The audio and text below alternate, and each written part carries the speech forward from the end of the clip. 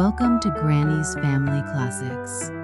I'm Granny, and I'm so happy you're here with me today. Today's tale is Through the Looking Glass by Lewis Carroll. Alice. Do you remember her from Wonderland? Well, this is the next chapter in her curious journey.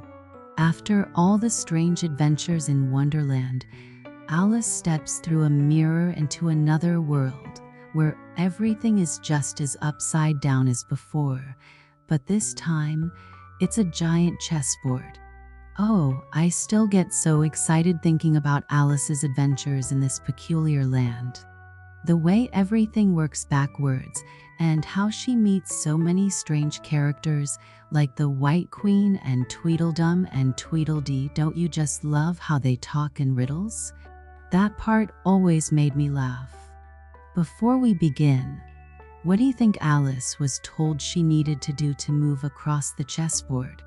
Let me know in the comments, or if you've got a fun quiz or favorite line from the story, share it with all of us. All right, my dears, let's begin.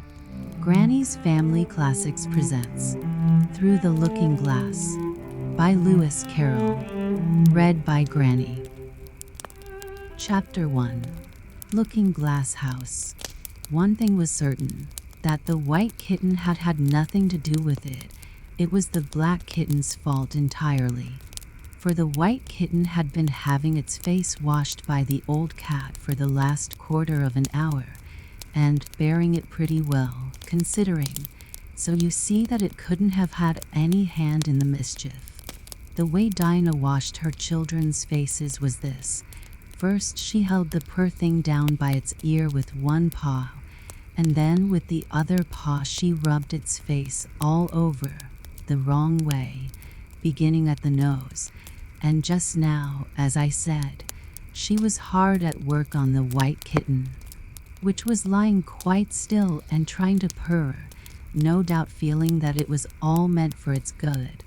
But the black kitten had been finished with earlier in the afternoon, and so, while Alice was sitting curled up in a corner of the great armchair, half talking to herself and half asleep, the kitten had been having a grand game of romps with the ball of worsted Alice had been trying to wind up, and had been rolling it up and down till it had all come undone again, and there it was, spread over the hearth rug, all knots and tangles, with the kitten running after its own tail in the middle.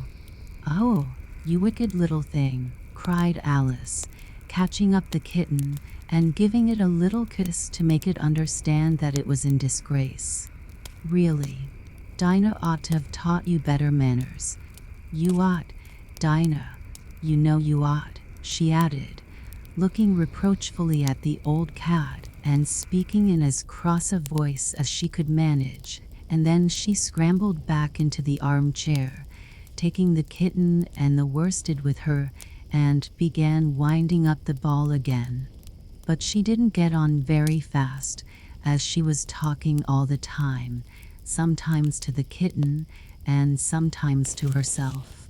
Kitty sat very demurely on her knee, pretending to watch the progress of the winding, and now and then putting out one paw and gently touching the ball, as if it would be glad to help if it might. "Do you know what tomorrow is, Kitty?" Alice began. "You'd have guessed if you'd been up in the window with me, only Dinah was making you tidy, so you couldn't. I was watching the boys getting in sticks for the bonfire, and it wants plenty of sticks, Kitty. Only it got so cold and it snowed so they had to leave off. Never mind, Kitty, we'll go and see the bonfire tomorrow."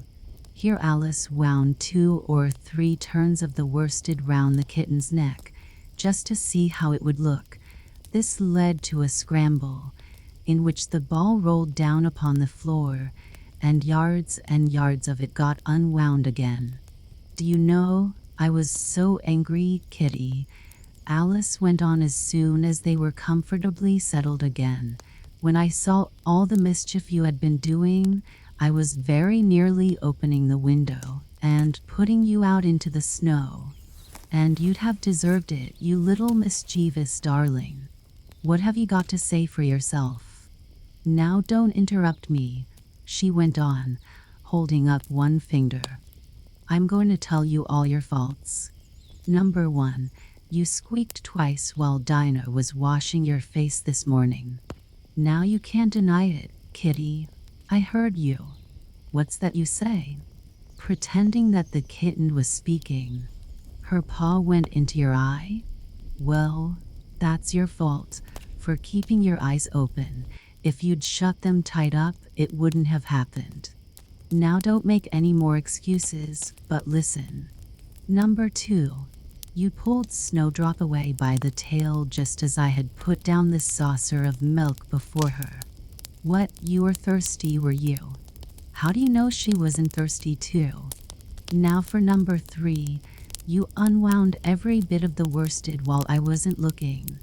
That's 3 faults, kitty, and you've not been punished for any of them yet. You know I'm saving up all your punishments for Wednesday week. Suppose they had saved up all my punishments, she went on, talking more to herself than the kitten. What would they do at the end of a year? I should be sent to prison, I suppose, when the day came. Or, let me see, suppose each punishment was to be going without a dinner.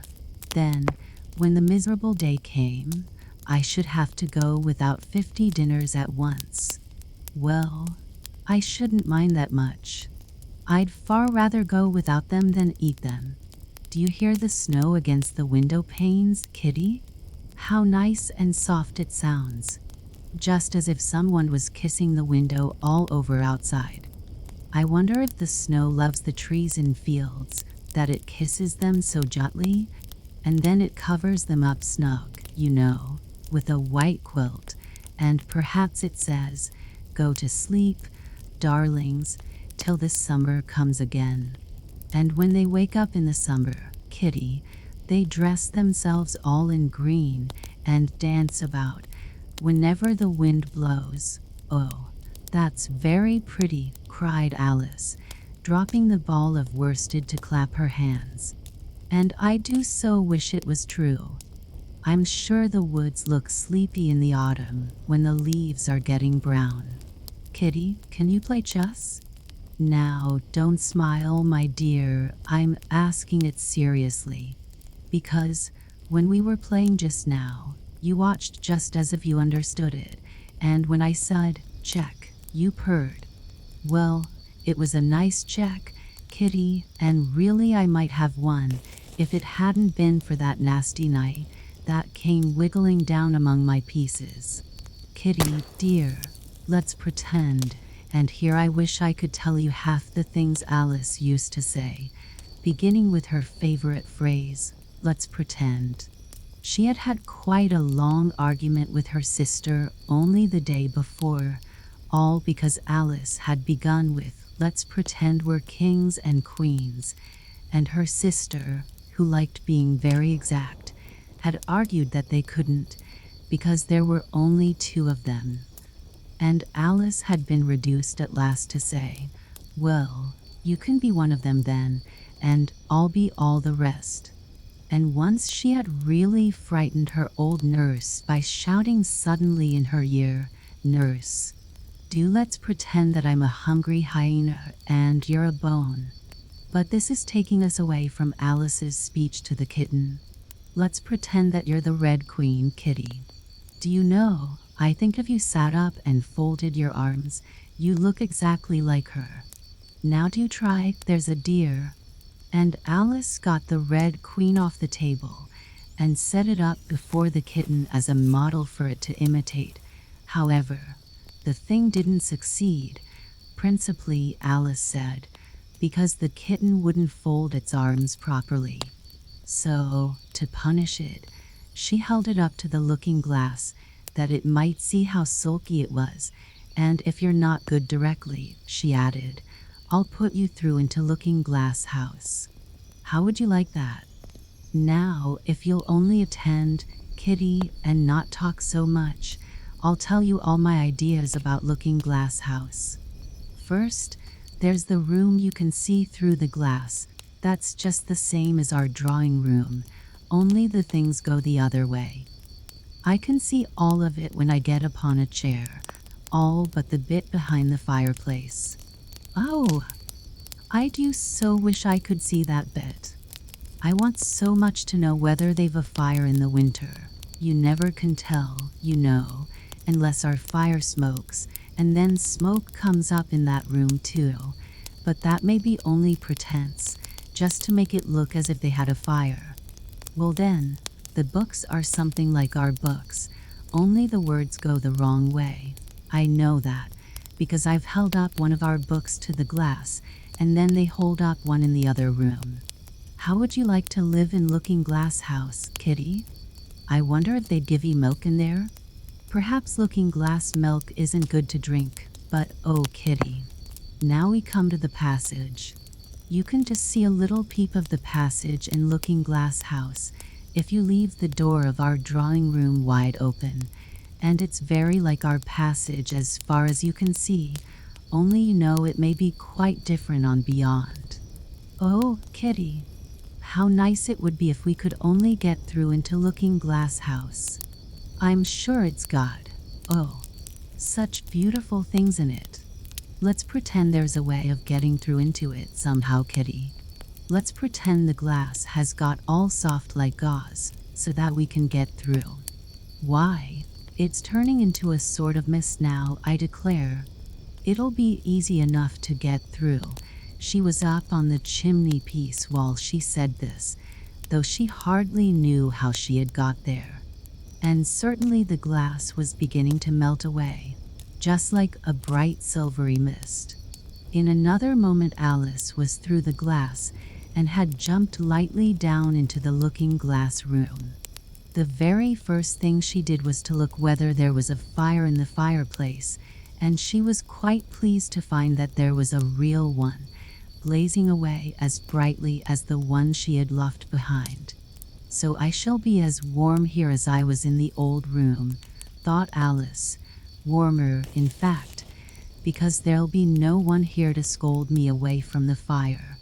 Oh, what fun it'll be when they see me through the glass in here and can't get at me. Then she began looking about and noticed that what could be seen from the old room was quite common and uninteresting, but that all the rest was as different as possible. For instance, the pictures on the wall next the fire seemed to be all alive, and the very clock on the chimney piece, you know you can only see the back of it in the looking glass, had got the face of a little old man and grinned at her.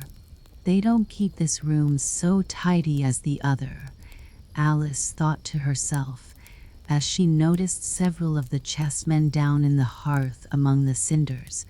But in another moment, with a little, oh, of surprise, she was down on her hands and knees watching them. The chessmen were walking about 2 and 2. Here are the Red King and the Red Queen, Alice said, in a whisper, for fear of frightening them, and there are the White King and the White Queen sitting on the edge of the shovel, and here are 2 castles walking arm in arm. I don't think they can hear me, she went on, as she put her head closer down, and I'm nearly sure they can't see me. I feel somehow as if I were invisible. Here something began squeaking on the table behind Alice, and made her turn her head just in time to see one of the white pawns roll over and begin kicking. She watched it with great curiosity to see what would happen next. "It is the voice of my child," the White Queen cried out as she rushed past the king, so violently that she knocked him over among the cinders. "My precious Lily, my imperial kitten," and she began scrambling wildly up the side of the fender. "Imperial fiddlestick," said the king, rubbing his nose, which had been hurt by the fall. He had a right to be a little annoyed with the queen, for he was covered with ashes from head to foot. Alice was very anxious to be of use, and as the poor little Lily was nearly screaming herself into a fit, she hastily picked up the queen and set her on the table by the side of her noisy little daughter. The queen gasped and sat down. The rapid journey through the air had quite taken away her breath, and for a minute or two she could do nothing but hug the little Lily in silence. As soon as she had recovered her breath a little, she called out to the White King, who was sitting sulkily among the ashes, "Mind the volcano." "What volcano?" said the king, looking up anxiously into the fire, as if he thought that was the most likely place to find one. "Blew me up," panted the queen, who was still a little out of breath. "Mind you come up the regular way. Don't get blown up." Alice watched the White King as he slowly struggled up from bar to bar, till at last she said, "Why, you'll be hours and hours getting to the table at that rate. I'd far better help you, hadn't I?" But the king took no notice of the question. It was quite clear that he could neither hear her nor see her. So Alice picked him up very gently and lifted him across more slowly than she had lifted the queen, that she mightn't take his breath away. But before she put him on the table, she thought she might as well dust him a little.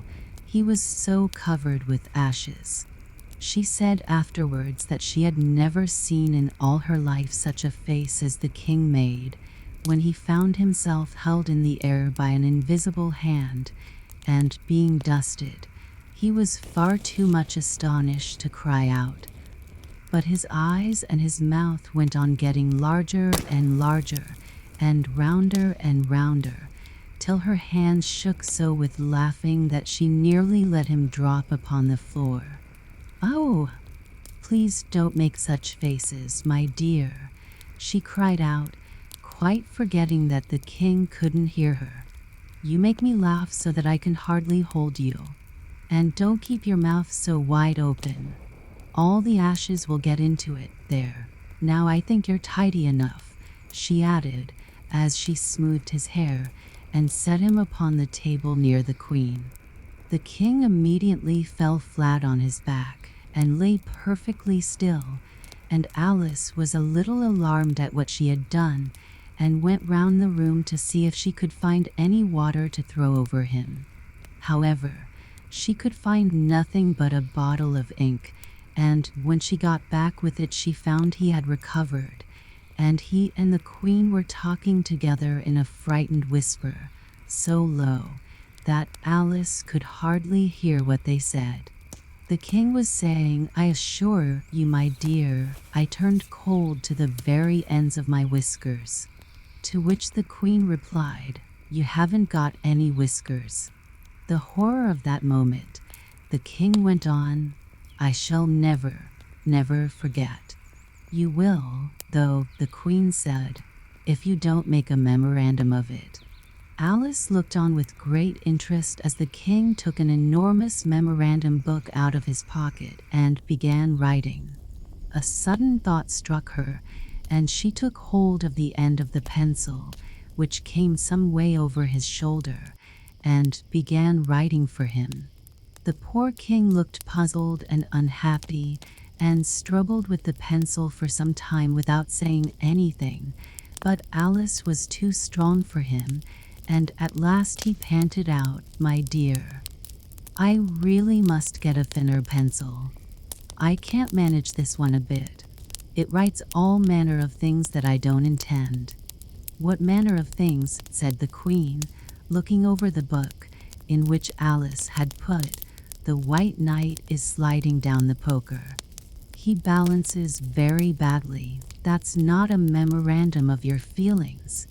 There was a book lying near Alice on the table, and while she sat watching the White King, for she was still a little anxious about him, and had the ink all ready to throw over him, in case he fainted again, she turned over the leaves to find some part that she could read. "For it's all in some language I don't know," she said to herself. It was like this: It Karubage. Sevid Iddles 8 DNA. Gelurb Sati.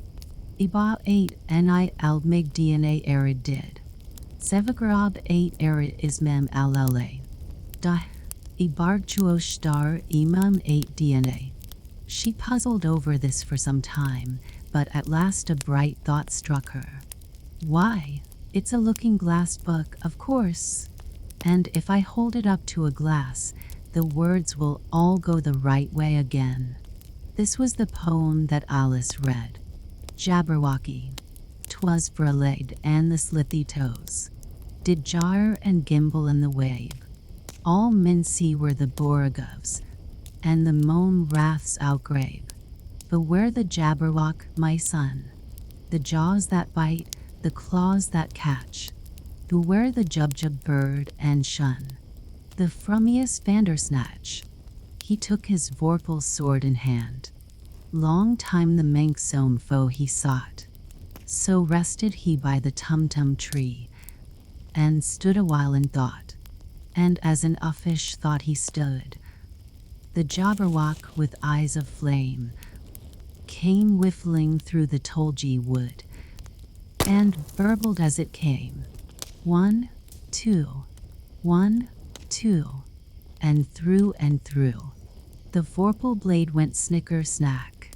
He left it dead, and with its head he went galumphing back. And hast thou slain the jabberwock? Come to my arms, my beamish boy. O frobbiest day. Calloo, Calais. He chortled in his joy. 'Twas Bralade and the slithy toes. Did jar and gimble in the wave. All mincy were the borogoves, and the moan wraths outgrave. It seems very pretty, she said when she had finished it, but it's rather hard to understand. You see, she didn't like to confess, even to herself, that she couldn't make it out at all. Somehow it seems to fill my head with ideas, only I don't exactly know what they are. However, somebody killed something. That's clear, at any rate. But oh, thought Alice, suddenly jumping up, if I don't make haste I shall have to go back through the looking glass before I've seen what the rest of the house is like. Let's have a look at the garden first. She was out of the room in a moment and ran downstairs, or, at least, it wasn't exactly running, but a new invention of hers for getting downstairs quickly and easily, as Alice said to herself. She just kept the tips of her fingers on the handrail and floated gently down without even touching the stairs with her feet.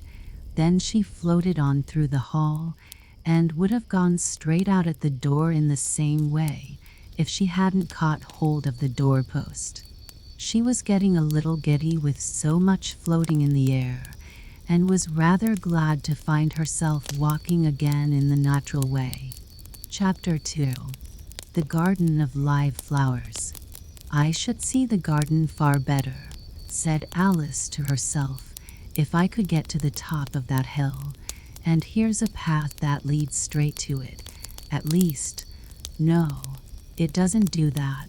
After going a few yards along the path and turning several sharp corners, but I suppose it will at last.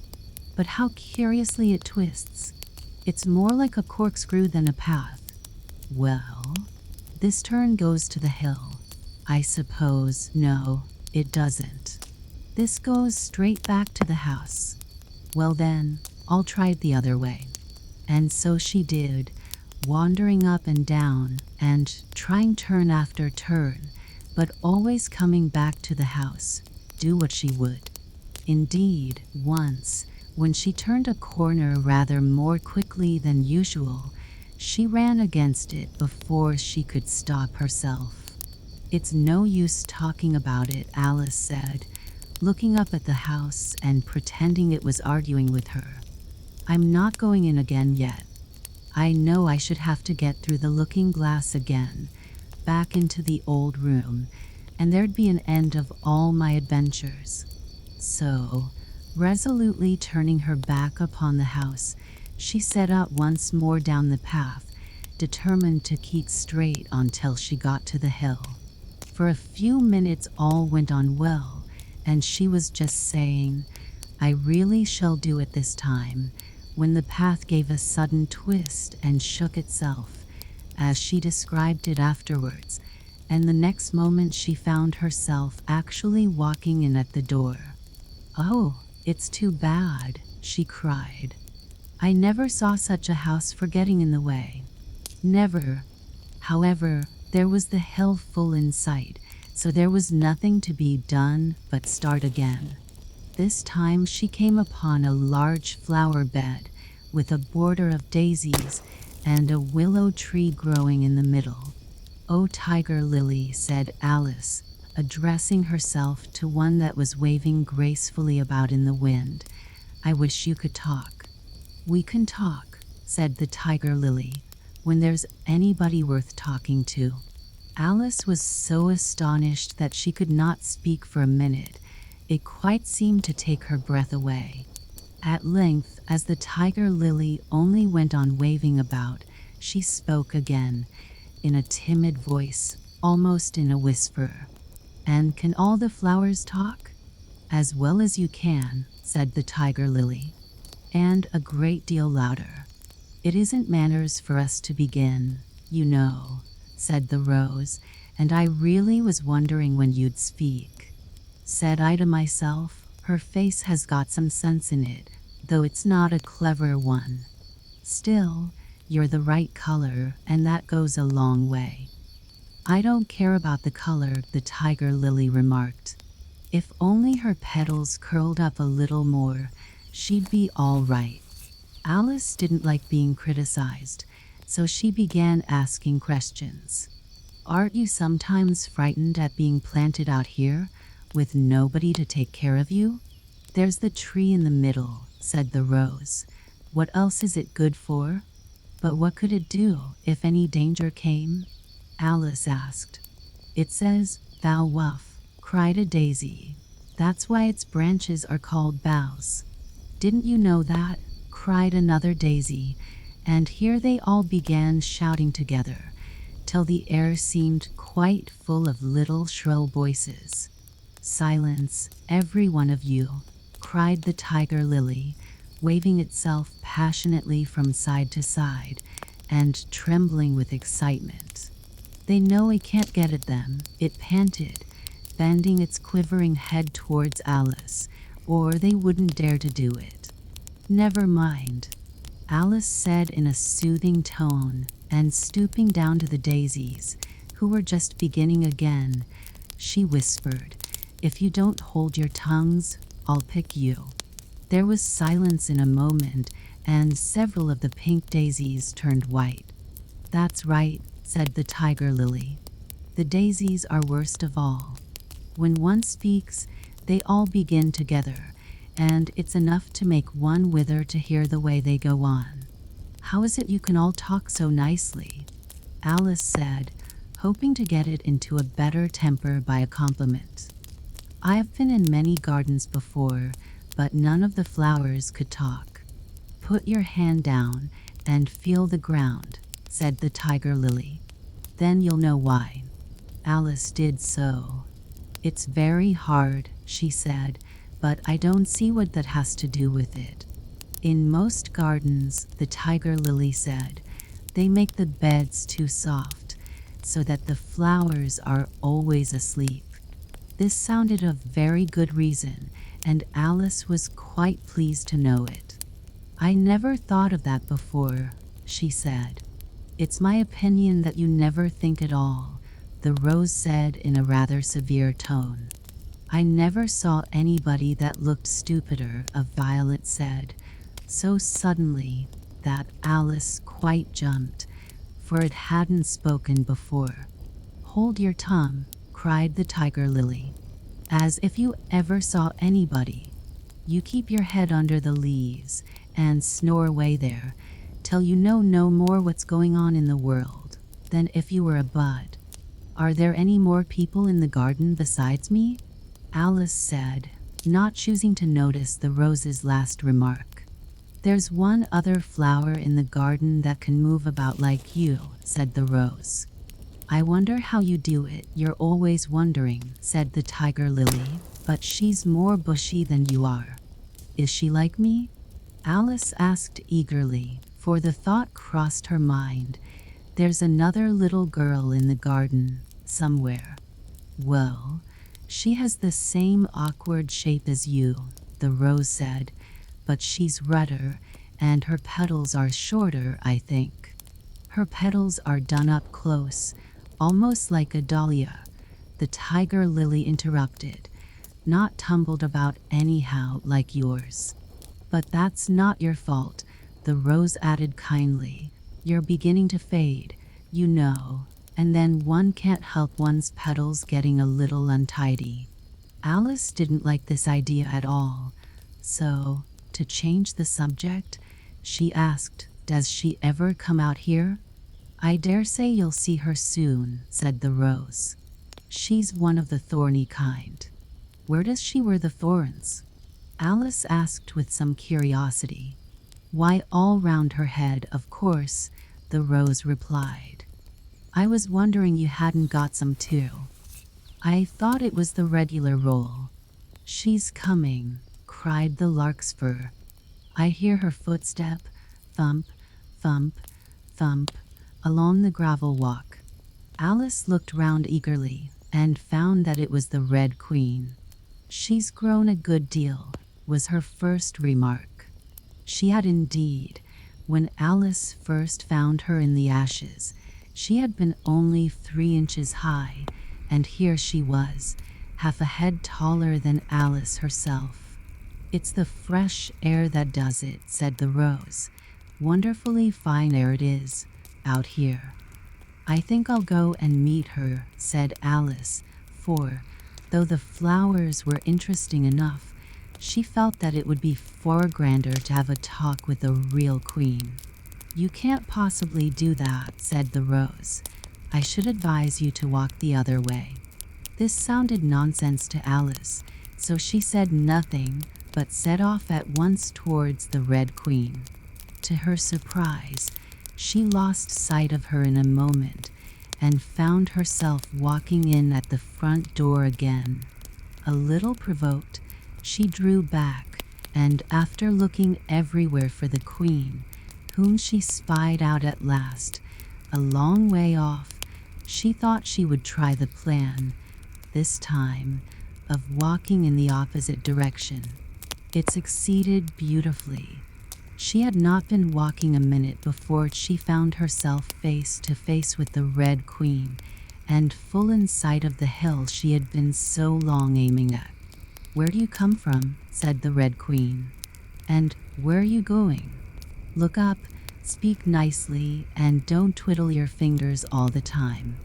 Alice attended to all these directions and explained, as well as she could, that she had lost her way.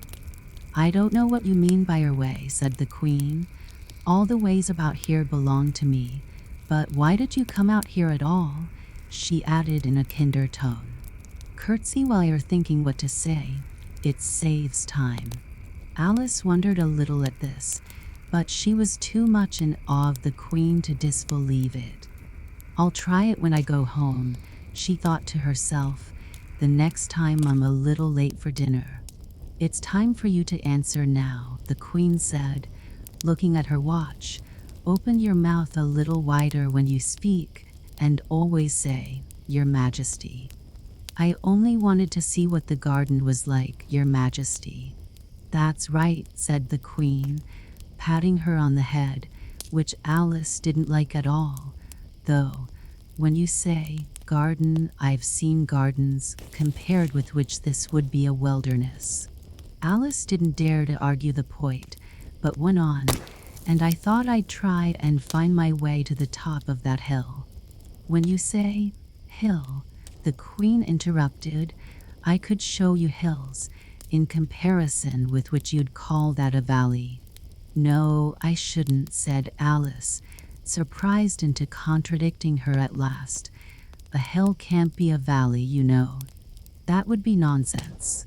The Red Queen shook her head, You may call it nonsense, if you like, she said, but I've heard nonsense, compared with which that would be as sensible as a dictionary. Alice curtsied again, as she was afraid from the Queen's tone that she was a little offended, and they walked on in silence till they got to the top of the little hill. For some minutes Alice stood without speaking, looking out in all directions over the country, and a most curious country it was. There were a number of tiny little brooks running straight across it from side to side, and the ground between was divided up into squares by a number of little green hedges that reached from brook to brook. I declare it's marked out just like a large chessboard, Alice said at last. There ought to be some men moving about somewhere, and so there are, she added in a tone of delight, and her heart began to beat quick with excitement as she went on. It's a great huge game of chess that's being played all over the world, if this is the world at all, you know. Oh, what fun it is. How I wish I was one of them. I wouldn't mind being a pawn, if only I might join, though of course I should like to be a queen best. She glanced rather shyly at the real queen as she said this, but her companion only smiled pleasantly and said, "That's easily managed. You can be the White Queen's pawn, if you like, as Lily's too young to play, and you're in the second square to begin with. When you get to the 8th square you'll be a queen." Just at this moment, somehow or other, they began to run. Alice never could quite make out, in thinking it over afterwards, how it was that they began. All she remembers is that they were running hand in hand, and the Queen went so fast that it was all she could do to keep up with her, and still the Queen kept crying, "Faster, faster," but Alice felt she could not go faster, though she had not breath left to say so. The most curious part of the thing was that the trees and the other things round them never changed their places at all.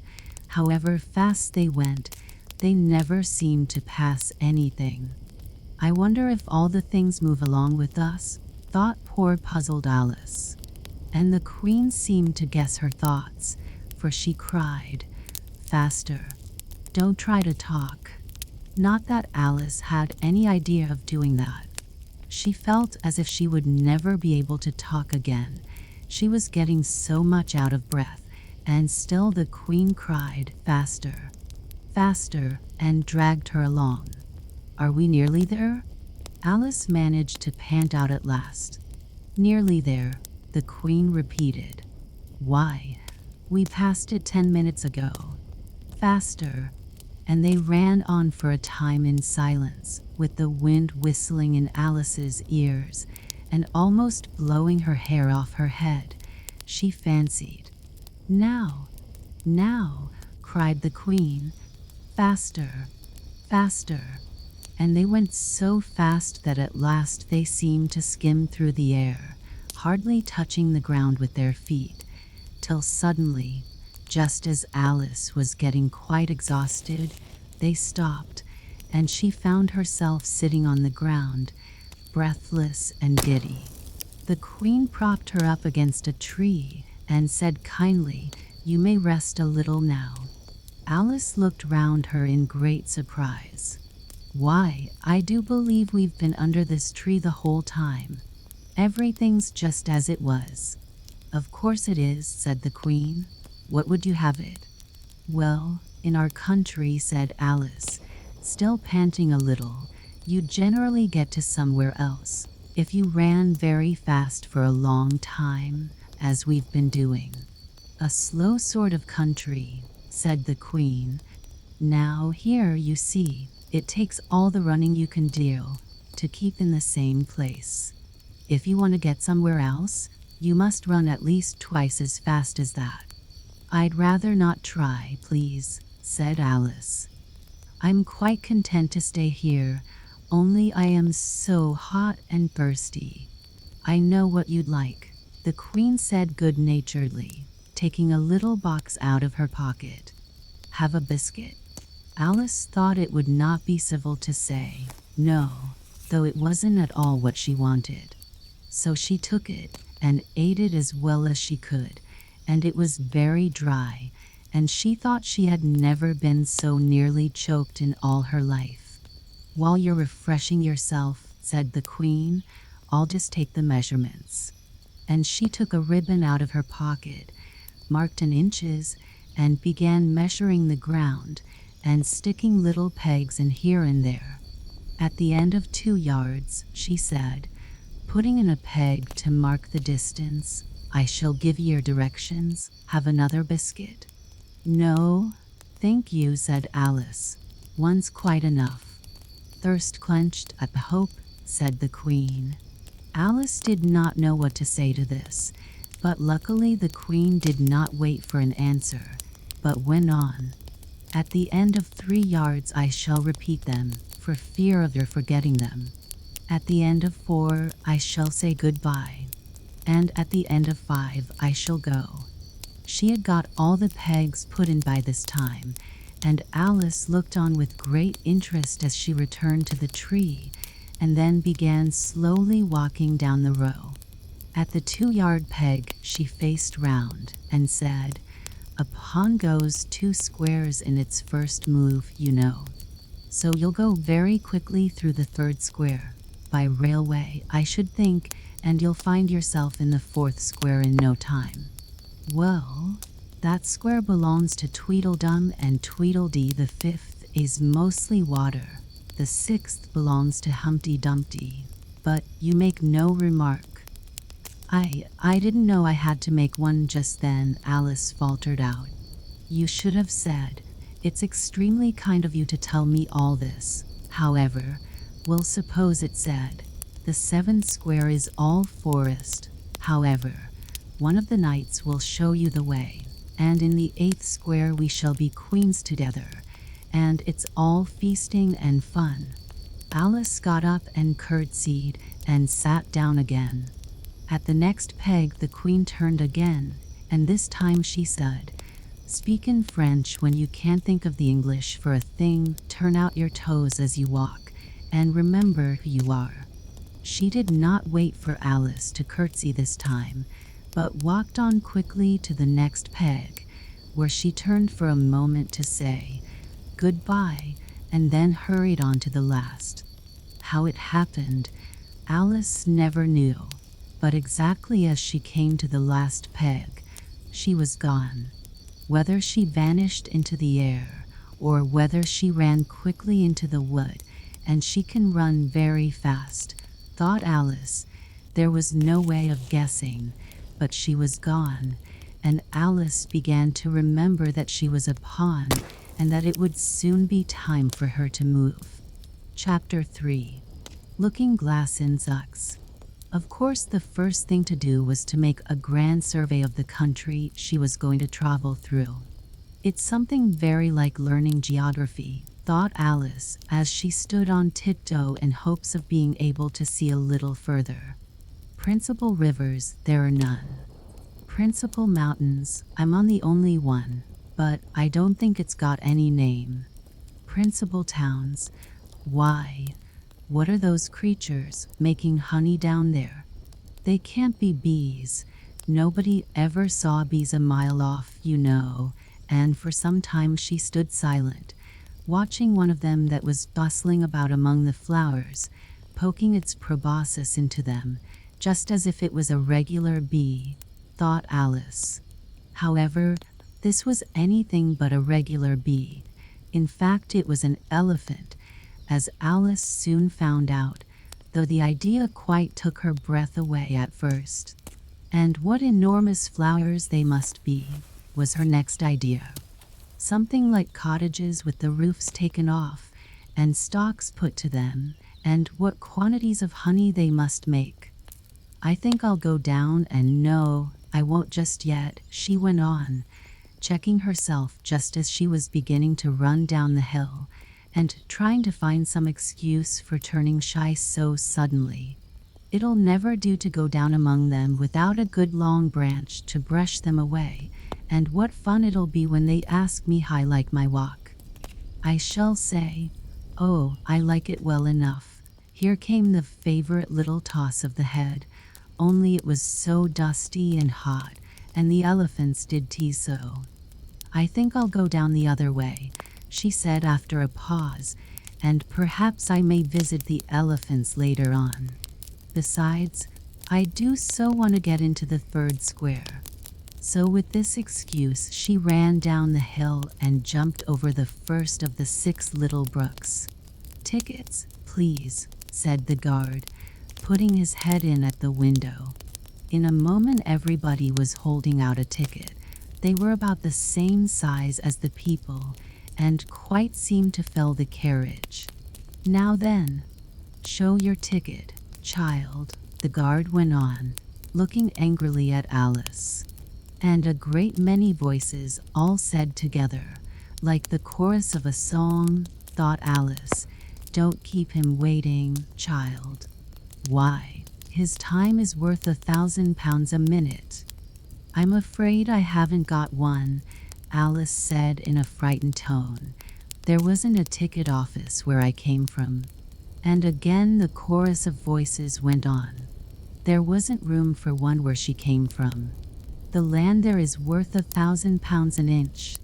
"Don't make excuses," said the guard. "You should have bought one from the engine driver." And once more the chorus of voices went on with, "The man that drives the engine. Why, the smoke alone is worth £1,000 a puff." Alice thought to herself, "Then there's no use in speaking." The voices didn't join in this time, as she hadn't spoken, but to her great surprise, they all thought in chorus. I hope you understand what thinking in chorus means, for I must confess that I don't. Better say nothing at all. Language is worth £1,000 a word. I shall dream about £1,000 tonight. I know I shall, thought Alice. All this time the guard was looking at her, first through a telescope, then through a microscope, and then through an opera glass. At last he said, "You're traveling the wrong way," and shut up the window and went away. "So young a child," said the gentleman sitting opposite to her. He was dressed in white paper. "Ought to know which way she's going, even if she doesn't know her own name." A goat, that was sitting next to the gentleman in white, shut his eyes and said in a loud voice, "She ought to know her way to the ticket office, even if she doesn't know her alphabet." There was a beetle sitting next to the goat. It was a very queer carriage full of passengers altogether, and, as the rule seemed to be that they should all speak in turn, he went on with, "She'll have to go back from here as luggage." Alice couldn't see who was sitting beyond the beetle, but a hoarse voice spoke next. "Change engines," it said, and was obliged to leave off. "It sounds like a horse," Alice thought to herself. And an extremely small voice, close to her ear, said, "You might make a joke on that, something about horse, and horse, you know." Then a very gentle voice in the distance said, "She must be labeled Lass, with care, you know." And after that other voices went on. "What a number of people there are in the carriage," thought Alice, saying, "She must go by post, as she's got a head on her. She must be sent as a message by the telegraph. She must draw the train herself the rest of the way," and so on. But the gentleman dressed in white paper leaned forwards and whispered in her ear, "Never mind what they all say, my dear, but take a return ticket every time the train stops." "Indeed I shan't," Alice said rather impatiently. "I don't belong to this railway journey at all. I was in a wood just now, and I wish I could get back there." "You might make a joke on that," said the little voice close to her ear. "Something about, you would if you could, you know." "Don't tease so," said Alice, looking about in vain to see where the voice came from. "If you're so anxious to have a joke made, Why don't you make one yourself? The little voice sighed deeply. It was very unhappy, evidently, and Alice would have said something pitying to comfort it if it would only sigh like other people, she thought. But this was such a wonderfully small sigh that she wouldn't have heard it at all if it hadn't come quite close to her ear. The consequence of this was that it tickled her ear very much and quite took off her thoughts from the unhappiness of the poor little creature. I know you are a friend, the little voice went on, a dear friend and an old friend. And you won't hurt me, though I am an insect. What kind of insect? Alice inquired a little anxiously. What she really wanted to know was whether it could sting or not, but she thought this wouldn't be quite a civil question to ask. What? Then you don't, the little voice began, when it was drowned by a shrill scream from the engine, and everybody jumped up in alarm, Alice among the rest. The horse, who had put his head out of the window, quietly drew it in and said, "It's only a brook we have to jump over." Everybody seemed satisfied with this, though Alice felt a little nervous at the idea of trains jumping at all. However, it'll take us into the fourth square. That's some comfort, she said to herself. In another moment she felt the carriage rise straight up into the air, and in her fright she caught at the thing nearest to her hand, which happened to be the goat's beard. But the beard seemed to melt away as she touched it, and she found herself sitting quietly under a tree, while the gnat, for that was the insect she had been talking to, was balancing itself on a twig just over her head and fanning her with its wings. It certainly was a very large gnat, about the size of a chicken, Alice thought. Still, she couldn't feel nervous with it after they had been talking together so long. Then you don't like all insects? The gnat went on, as quietly as if nothing had happened. I like them when they can talk, Alice said. None of them ever talk where I come from. What sort of insects do you rejoice in, where you come from? The gnat inquired.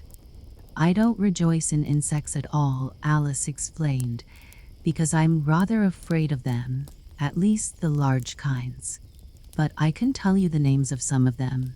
Of course they answer to their names, the gnat remarked carelessly. I never knew them to do it.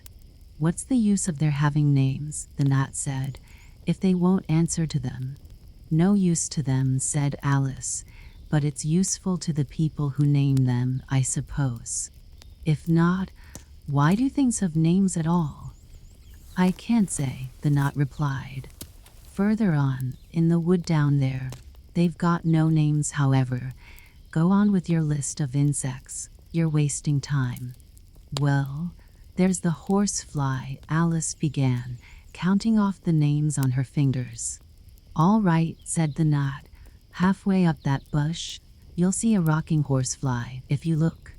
It's made entirely of wood and gets about by swinging itself from branch to branch.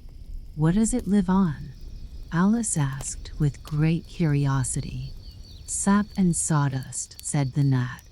Go on with the list. Alice looked up at the rocking horsefly with great interest and made up her mind that it must have been just repainted. It looked so bright and sticky, and then she went on. And there's the dragonfly. Look on the branch above your head, said the gnat, and there you'll find a snapdragonfly. Its body is made of plum pudding, its wings of holly leaves, and its head is a raisin burning in brandy. And what does it live on? Furmenty and mince pie, the gnat replied, and it makes its nest in a Christmas box.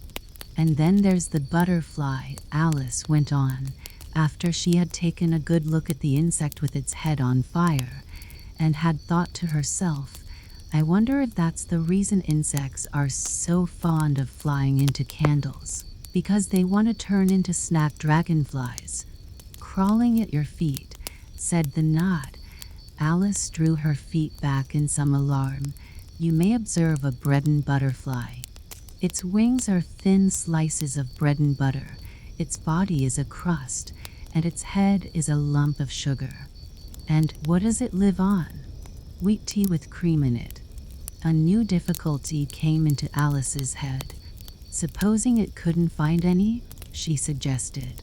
Then it would die, of course. But that must happen very often, Alice remarked thoughtfully. It always happens, said the gnat. After this, Alice was silent for a minute or two, pondering. The gnat amused itself meanwhile by humming round and round her head. At last it settled again and remarked, I suppose you don't want to lose your name?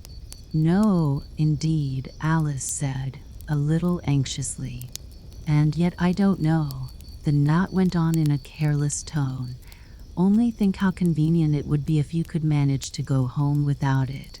For instance, if the governess wanted to call you to your lessons, she would call out, come here, and there she would have to leave off, because there wouldn't be any name for her to call, and of course you wouldn't have to go, you know. That would never do, I'm sure, said Alice. The governess would never think of excusing me lessons for that. If she couldn't remember my name, she'd call me Miss, as the servants do. Well, if she said Miss and didn't say anything more, the gnat remarked, of course you'd miss your lessons. That's a joke. I wish you had made it. Why do you wish I had made it? Alice asked. It's a very bad one. But the gnat only sighed deeply, while 2 large tears came rolling down its cheeks. You shouldn't make jokes, Alice said, if it makes you so unhappy.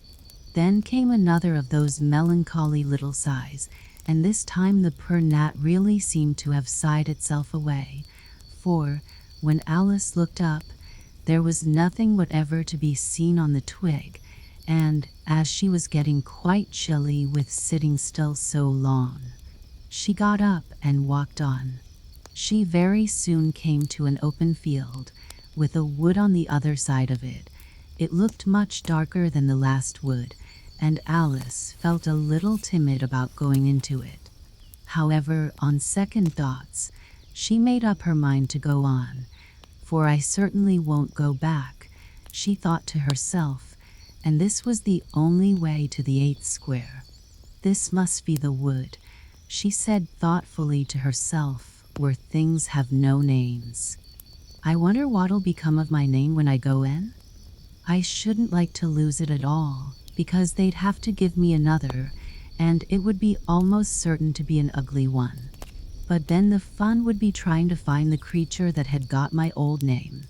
That's just like the advertisements, you know, when people lose dogs, answers to the name of Dash had on a brass collar. Just fancy calling everything you met Alice, till one of them answered. Only they wouldn't answer at all if they were wise. She was rambling on in this way when she reached the wood. It looked very cool and shady.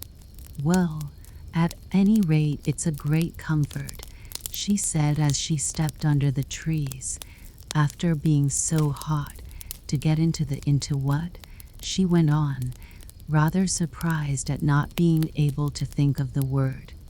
I mean to get under this, you know, putting her hand on the trunk of the tree. What does it call itself, I wonder? I do believe it's got no name.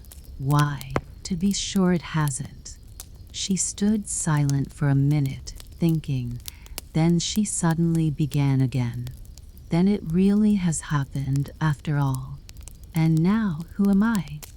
I will remember if I can. I'm determined to do it. But being determined didn't help much, and all she could say, after a great deal of puzzling, was L. I know it begins with L. Just then a fawn came wandering by. It looked at Alice with its large gentle eyes, but didn't seem at all frightened. Here then, Alice said, as she held out her hand and tried to stroke it, but it only started back a little and then stood looking at her again. "What do you call yourself?" the fawn said at last. Such a soft, sweet voice it had. "I wish I knew," thought for Alice. She answered, rather sadly, "Nothing, just now." "Think again," it said. "That won't do." Alice thought, but nothing came of it. "Please, would you tell me what you call yourself?" she said timidly. "I think that might help a little." "I'll tell you, if you'll move a little further on," the fawn said. "I can't remember here." So they walked on together through the wood, Alice with her arms clasped lovingly round the soft neck of the fawn, till they came out into another open field. And here the fawn gave a sudden bound into the air and shook itself free from Alice's arms. "I'm a fawn," it cried out in a voice of delight, "and, dear me, you're a human child." A sudden look of alarm came into its beautiful brown eyes, and in another moment it had darted away at full speed. Alice stood looking after it, almost ready to cry with vexation at having lost her dear little fellow traveler so suddenly. "However, I know my name now," she said. "That's some comfort. Alice, Alice, I won't forget it again. And now, which of these finger posts ought I to follow, I wonder?" It was not a very difficult question to answer, as there was only one road through the wood, and the two finger posts both pointed along it. "I'll settle it," Alice said to herself, "when the road divides and they point different ways." But this did not seem likely to happen. She went on and on a long way, but wherever the road divided there were sure to be two finger posts pointing the same way, one marked to Tweedledum's house and the other to the house of Tweedledee. "I do believe," said Alice at last, "that they live in the same house. I wonder I never thought of that before, but I can't stay there long. I'll just call and say, 'How'd you do?' and ask them the way out of the wood. If I could only get to the 8th square before it gets dark." So she wandered on, talking to herself as she went, till, on turning a sharp corner, she came upon two fat little men, so suddenly that she could not help starting back, but in another moment she recovered herself, feeling sure that they must be. Chapter 4. Tweedledum and Tweedledee. They were standing under a tree, each with an arm round the other's neck, and Alice knew which was which in a moment, because one of them had "Dum" embroidered on his collar and the other "D." "I suppose they've each got Tweedle round at the back of the collar," she said to herself. They stood so still that she quite forgot they were alive, and she was just looking round to see if the word Tweedle was written at the back of each collar, when she was startled by a voice coming from the one marked Dum. "If you think we're waxworks," he said, "you ought to pay, you know. Waxworks weren't made to be looked at for nothing nohow. Contrariwise," added the one marked D, "if you think we're alive, you ought to speak." "I'm sure I'm very sorry," was all Alice could say, for the words of the old song kept ringing through her head like the ticking of a clock, and she could hardly help saying them out loud. Tweedledum and Tweedledee agreed to have a battle, for Tweedledum said Tweedledee had spoiled his nice new rattle. Just then flew down a monstrous crow, as black as a tar barrel, which frightened both the heroes so they quite forgot their quarrel. "I know what you're thinking about," said Tweedledum, "but it isn't so, nohow. Contrariwise," continued Tweedledee, "if it was so, it might be, and if it were so, it would be, but as it isn't, it ain't. That's logic." "I was thinking," Alice said very politely, "which is the best way out of this wood. It's getting so dark. Would you tell me, please? But the little men only looked at each other and grinned. They looked so exactly like a couple of great schoolboys that Alice couldn't help pointing her finger at Tweedledum and saying, "First boy." "No how." Tweedledum cried out briskly and shut his mouth up again with a snap. "Next boy," said Alice, passing on to Tweedledee, though she felt quite certain he would only shout out contrariwise, and so he did. "You've been wrong," cried Tweedledum. "The first thing in a visit is to say, 'How d'ye do?' and shake hands." And here the two brothers gave each other a hug, and then they held out the two hands that were free to shake hands with her. Alice did not like shaking hands with either of them first, for fear of hurting the other one's feelings. So, as the best way out of the difficulty, she took hold of both hands at once. The next moment they were dancing round in a ring. This seemed quite natural, she remembered afterwards, and she was not even surprised to hear music playing. It seemed to come from the tree under which they were dancing, and it was done, as well as she could make it out, by the branches rubbing one across the other, like fiddles and fiddlesticks. But it certainly was funny, Alice said afterwards, when she was telling her sister the history of all this, to find myself singing, "Here we go round the mulberry bush." I don't know when I began it, but somehow I felt as if I'd been singing it a long, long time. The other two dancers were fat and very soon out of breath. "For time's round is enough for one dance," Tweedledum panted out, and they left off dancing as suddenly as they had begun. The music stopped at the same moment. Then they let go of Alice's hands and stood looking at her for a minute. There was a rather awkward pause, as Alice didn't know how to begin a conversation with people she had just been dancing with. It would never do to say, "How do you do, now?" she said to herself. "We seem to have got beyond that, somehow." "I hope you're not much tired," she said at last. "No how. And thank you very much for asking," said Tweedledum. "So much obliged," added Tweedledee.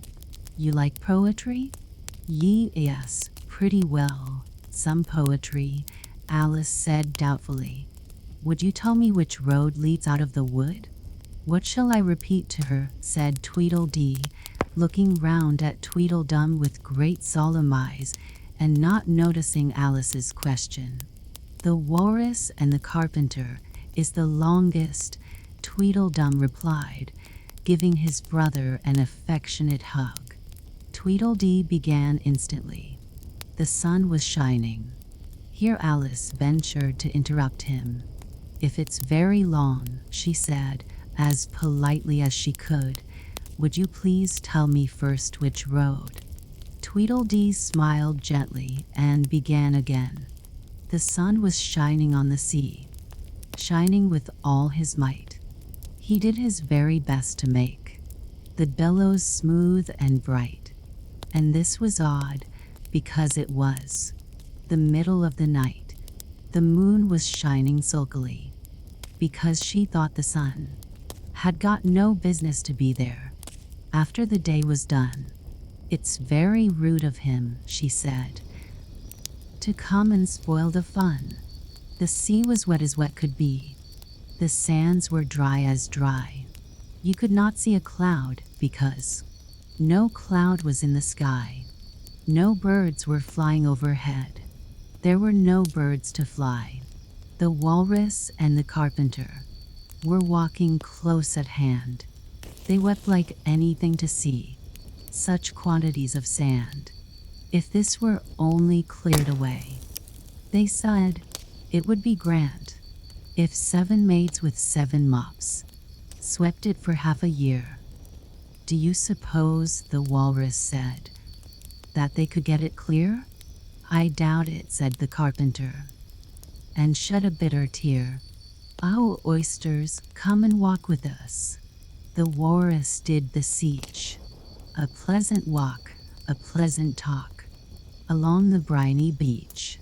We cannot do with more than 4, to give a hand to each. The eldest oyster looked at him, but never a word he said. The eldest oyster winked his eye, and shook his heavy head, meaning to say he did not choose to leave the oyster bed. But 4 young oysters hurried up, all eager for the treat. Their coats were brushed, their faces washed, their shoes were clean and neat. And this was odd because, they hadn't any feet.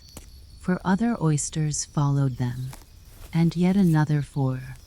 And thick and fast they came at last, and more and more and more, all hopping through the frothy waves and scrambling to the shore.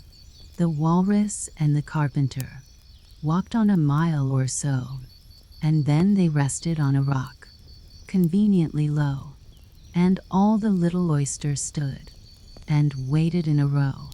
The time has come, the walrus said, to talk of many things, of shoes and ships and sealing wax, of cabbages and kings, and why the sea is boiling hot, and whether pegs have wings.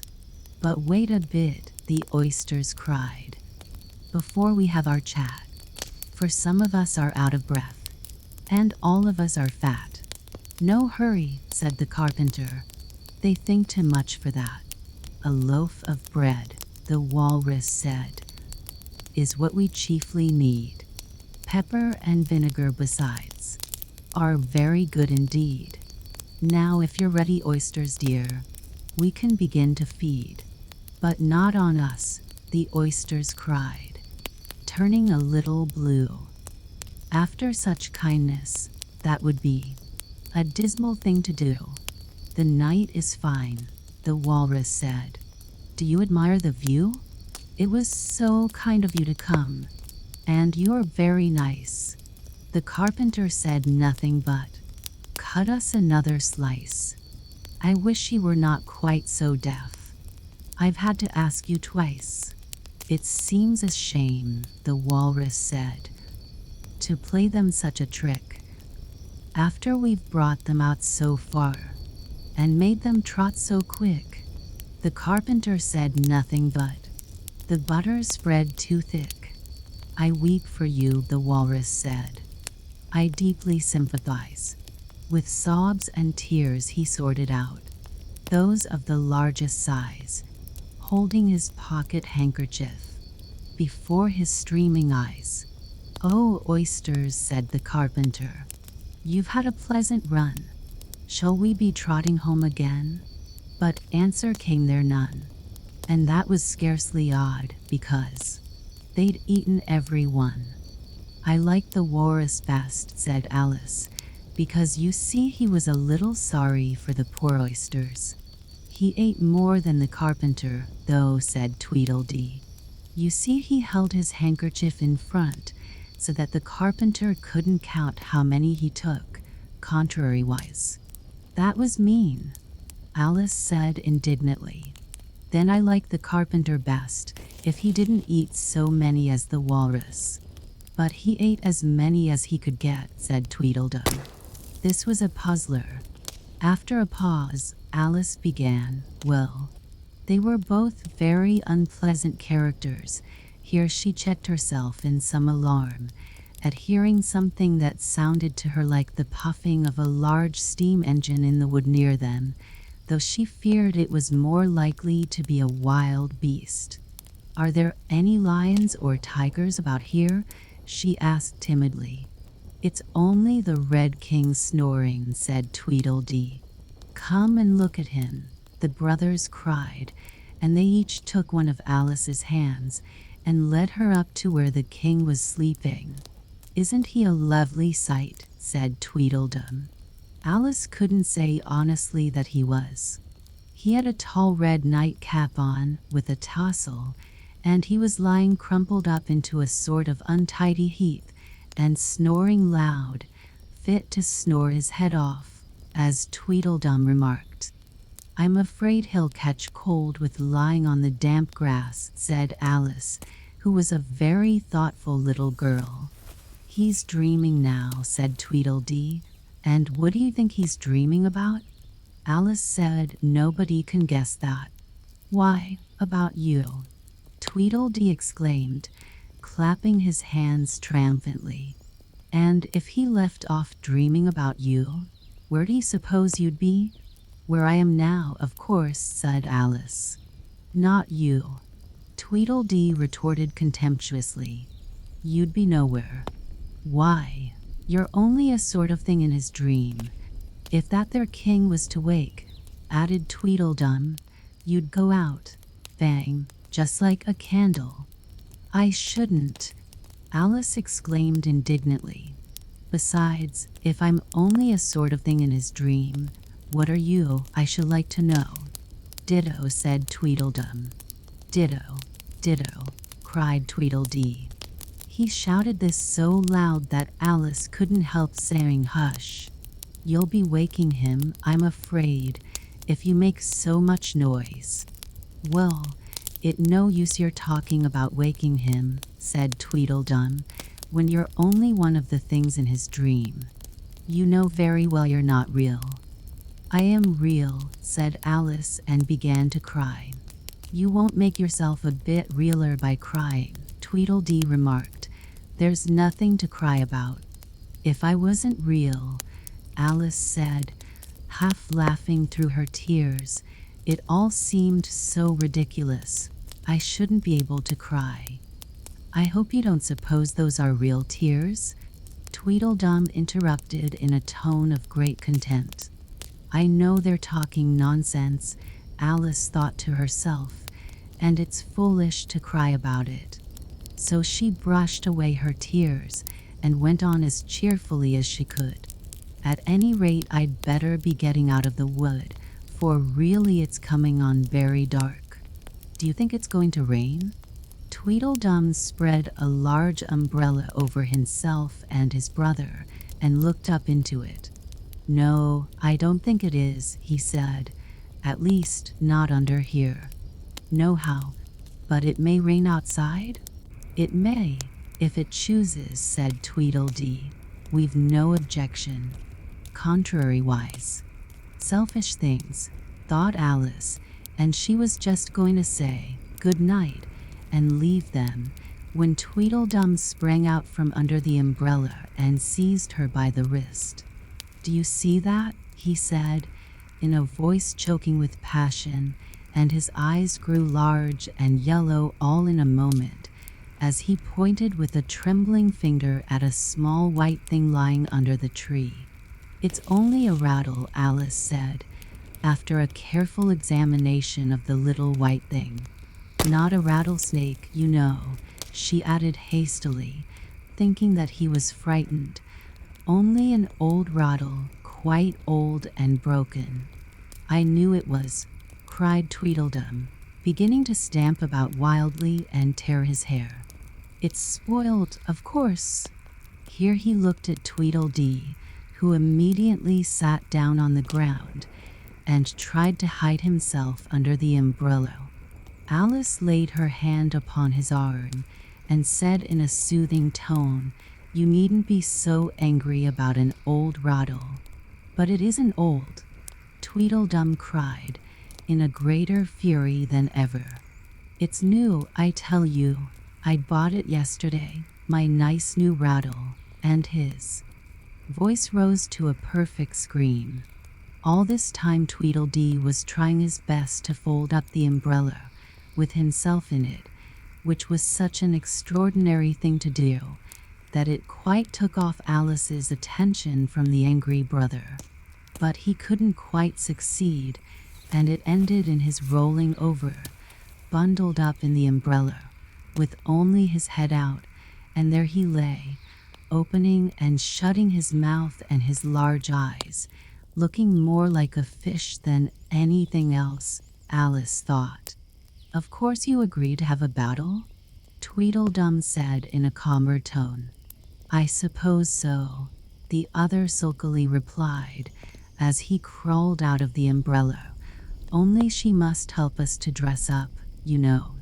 So the two brothers went off hand in hand into the wood, and returned in a minute with their arms full of things, such as bolsters, blankets, hearth rugs, tablecloths, dish covers, and coal scuttles. "I hope you're a good hand at pinning and tying strings," Tweedledum remarked. "Every one of these things has got to go on, somehow or other." Alice said afterwards she had never seen such a fuss made about anything in all her life. The way those two bustled about, and the quantity of things they put on, and the trouble they gave her in tying strings and fastening buttons. "Really, they'll be more like bundles of old clothes than anything else by the time they're ready," she said to herself, as she arranged a bolster round the neck of Tweedledee to keep his head from being cut off, as he said. "You know," he added very gravely, "it's one of the most serious things that can possibly happen to one in a battle, to get one's head cut off." Alice laughed aloud, but she managed to turn it into a cough, for fear of hurting his feelings. "Do I look very pale?" said Tweedledum, coming up to have his helmet tied on. He called it a helmet, though it certainly looked much more like a saucepan. "Well, yes, a little," Alice replied gently. "I am very brave generally," he went on in a low voice, "only today I happen to have a headache." "And I've got a toothache," said Tweedledee, who had overheard the remark. "I'm far worse off than you." "Then you'd better not fight today," said Alice, thinking it a good opportunity to make peace. "We must have a bit of a fight, but I don't care about going on long," said Tweedledum. "What's the time now?" Tweedledee looked at his watch and said, 4:30. "Let's fight till 6, and then have dinner," said Tweedledum. "Very well," the other said, rather sadly, "and she can watch us. Only you'd better not come very close," he added.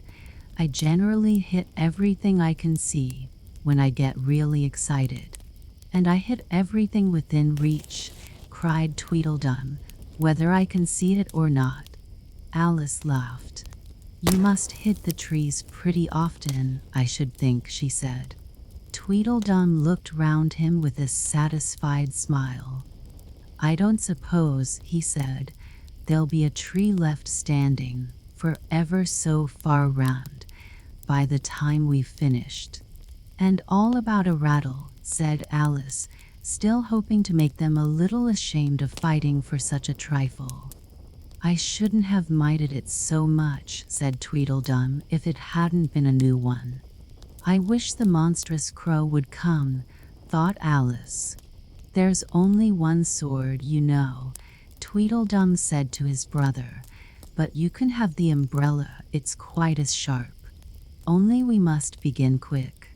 It's getting as dark as it can." "And darker," said Tweedledee.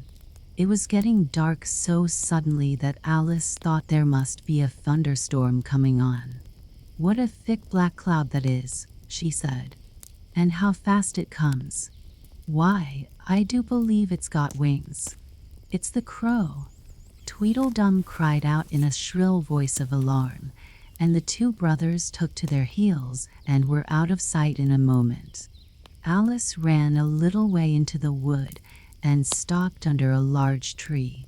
"It can never get at me here," she thought. "It's far too large to squeeze itself in among the trees. But I wish it wouldn't flap its wings so. It makes quite a hurricane in the wood. Here's somebody's shawl being blown away." Chapter 5. Wool and Water. She caught the shawl as she spoke and looked about for the owner. In another moment the White Queen came running wildly through the wood, with both arms stretched out wide, as if she were flying, and Alice very civilly went to meet her with the shawl. "I'm very glad I happened to be in the way," Alice said, as she helped her to put on her shawl again. The White Queen only looked at her in a helpless, frightened sort of way, and kept repeating something in a whisper to herself that sounded like bread and butter, bread and butter, and Alice felt that if there was to be any conversation at all, she must manage it herself. So she began rather timidly, "Am I addressing the White Queen?" "Well, yes, if you call that addressing," the Queen said. "It isn't my notion of the thing at all."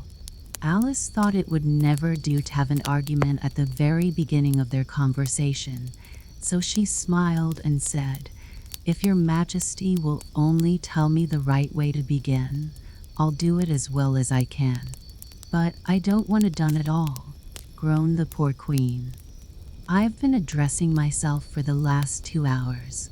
It would have been all the better, as it seemed to Alice, if she had got someone else to dress her. She was so dreadfully untidy. Every single thing's crooked, Alice thought to herself, and she's all over pins. "May I put your shawl straight for you?" she added aloud. "I don't know what's the matter with it," the Queen said in a melancholy voice. "It's out of temper, I think. I've pinned it here, and I've pinned it there, but there's no pleasing it. It can't go straight, you know, if you pin it all on one side," Alice said, as she gently put it right for her. "And, dear me, what a state your hair is in. The brush has got entangled in it," the Queen said with a sigh. "And I lost the comb yesterday." Alice carefully released the brush and did her best to get the hair into order. "Come, you look rather better now," she said, after altering most of the pins. "But really you should have a lady's maid." "I'm sure I'll take you with pleasure," the Queen said. "2d a week and jam every other day." Alice couldn't help laughing as she said, "I don't want you to hire me, and I don't care for jam." "It's very good jam," said the Queen. "Well, I don't want any today at any rate." "You couldn't have it if you did want it," the Queen said. "The rule is jam tomorrow and jam yesterday, but never jam today." "It must come sometimes to jam today," Alice objected. "No, it can't," said the Queen. "It's jam every other day. Today isn't any other day, you know." "I don't understand you," said Alice. "It's dreadfully confusing." "That's the effect of living backwards," the Queen said kindly. "It always makes one a little giddy at first." "Living backwards?" Alice repeated in great astonishment. "I never heard of such a thing.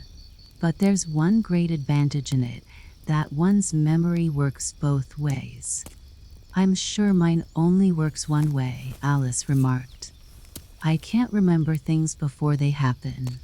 "It's a poor sort of memory that only works backwards," the Queen remarked. "What sort of things do you remember best?" Alice ventured to ask. "Oh, things that happen the week after next," the Queen replied in a careless tone. "For instance, now," she went on, sticking a large piece of plaster on her finger as she spoke, "there's the King's messenger. He's in prison now, being punished, and the trial doesn't even begin till next Wednesday, and of course the crime comes last of all." "Suppose he never commits the crime," said Alice. "That would be all the better, wouldn't it?" the Queen said, as she bound the plaster round her finger with a bit of ribbon. Alice felt there was no denying that. "Of course it would be all the better," she said, "but it wouldn't be all the better his being punished." "You're wrong there, at any rate," said the Queen. "Were you ever punished?" "Only for faults," said Alice. "And you are all the better for it, I know," the Queen said triumphantly. "Yes, but then I had done the things I was punished for," said Alice. "That makes all the difference." "But if you hadn't done them," the Queen said, "that would have been better still. Better and better and better." Her voice went higher with each feather, till it got quite to a squeak at last. Alice was just beginning to say, "There's a mistake somewhere," when the Queen began screaming so loud that she had to leave the sentence unfinished. "Oh, oh, oh," shouted the Queen, shaking her hand about as if she wanted to shake it off.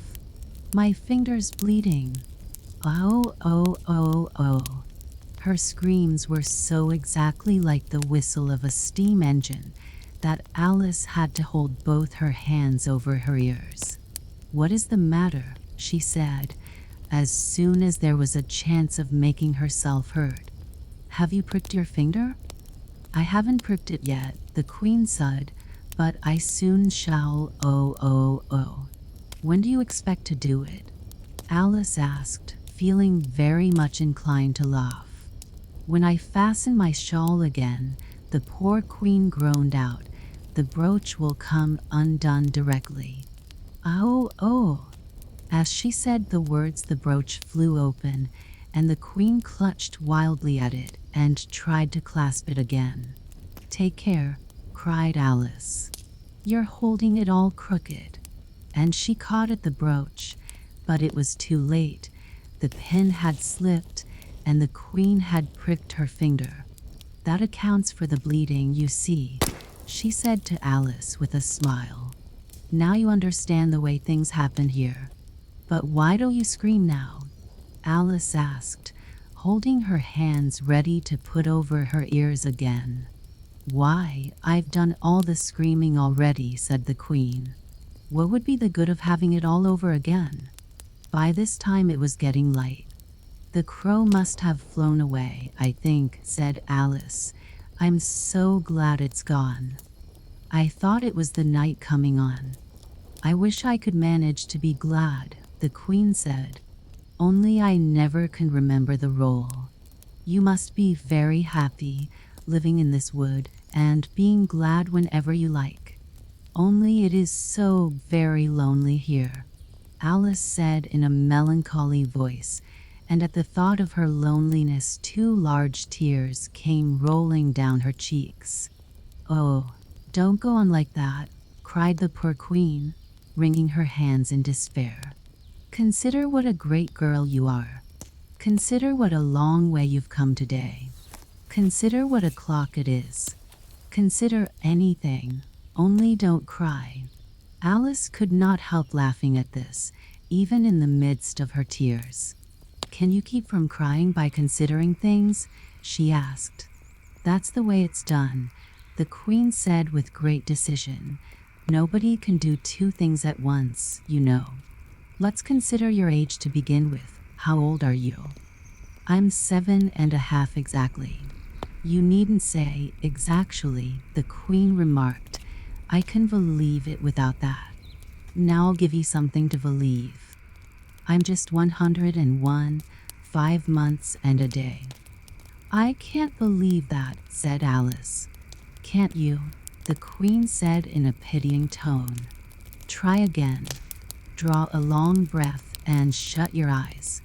Alice laughed. "There's no use trying," she said. "One can't believe impossible things."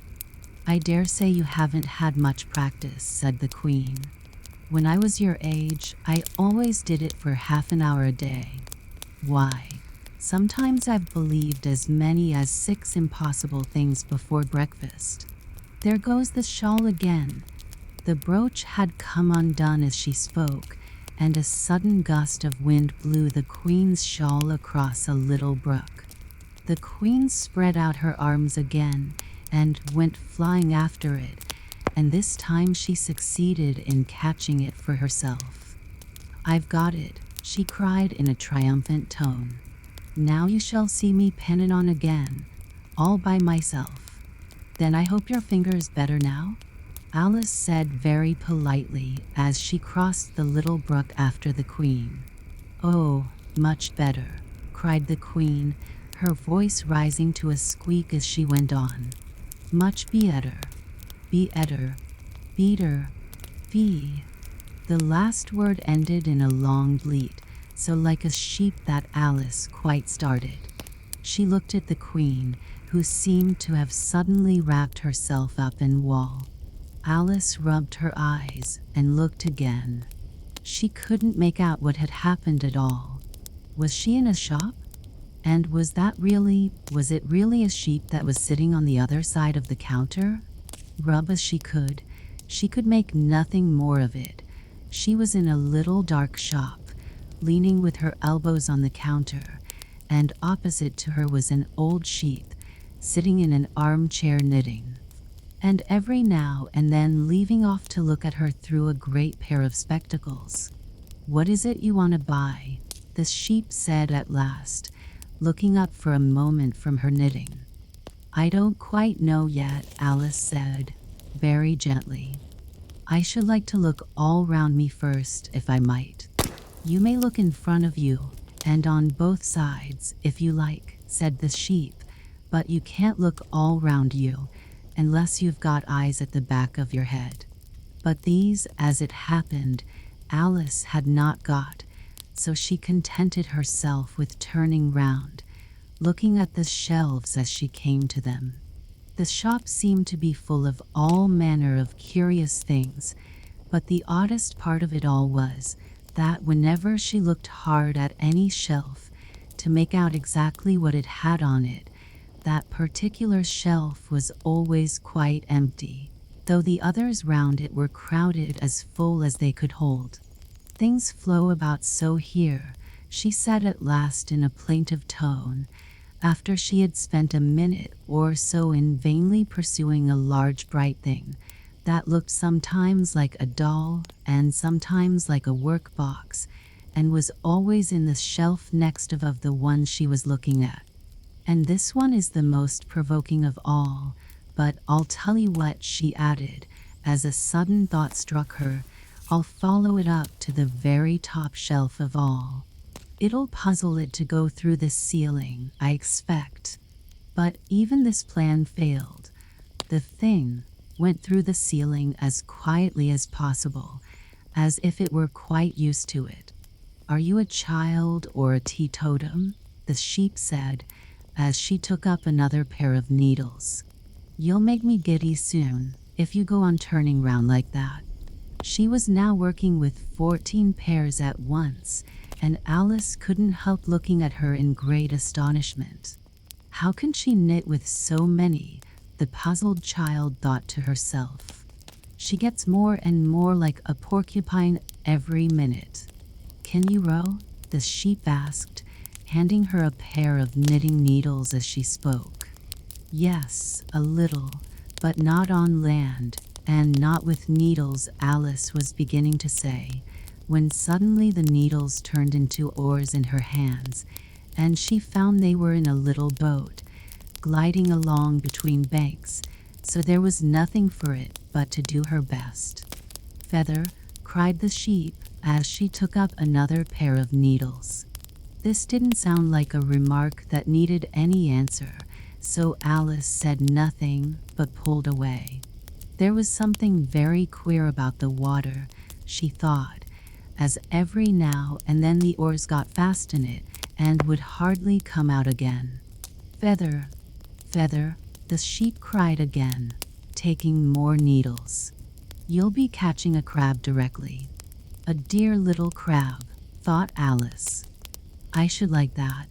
"Didn't you hear me say, Feather?" the sheep cried angrily, taking up quite a bunch of needles. "Indeed I did," said Alice. "You said it very often and very loud." "Please, where are the crabs?" "In the water, of course," said the sheep, sticking some of the needles into her hair, as her hands were full. "Feather, I say." "Why do you say feather so often?" Alice asked at last, rather vexed. "I'm not a bird." "You are," said the sheep. "You're a little goose." This offended Alice a little, so there was no more conversation for a minute or two, while the boat glided gently on, sometimes among beds of weeds, which made the oars stick fast in the water, worse than ever, and sometimes under trees. but always with the same tall river banks frowning over their heads. "Oh, please, there are some scented rushes," Alice cried in a sudden transport of delight. "There really are, and such beauties. You needn't say, 'please' to me about 'em," the sheep said, without looking up from her knitting. "I didn't put 'em there, and I'm not going to take 'em away. No, but I meant please, may we wait and pick some?" Alice pleaded. "If you don't mind stopping the boat for a minute." "How am I to stop it?" said the sheep. "If you leave off rowing, it'll stop of itself." So the boat was left to drift down the stream as it would, till it glided gently in among the waving rushes. And then the little sleeves were carefully rolled up, and the little arms were plunged in elbow deep to get the rushes a good long way down before breaking them off, and for a while Alice forgot all about the sheep and the knitting, as she bent over the side of the boat, with just the ends of her tangled hair dipping into the water, while with bright, eager eyes she caught at one bunch after another of the darling scented rushes. "I only hope the boat won't tipple over," she said to herself. "Oh, what a lovely one! Only I couldn't quite reach it." And it certainly did seem a little provoking, almost as if it happened on purpose, she thought, that, though she managed to pick plenty of beautiful rushes as the boat glided by, there was always a more lovely one that she couldn't reach. "The prettiest are always further," she said at last, with a sigh at the obstinacy of the rushes and growing so far off, as, with flushed cheeks and dripping hair and hands, she scrambled back into her place and began to arrange her new-found treasures. What mattered it to her just then that the rushes had begun to fade, and to lose all their scent and beauty from the very moment that she picked them?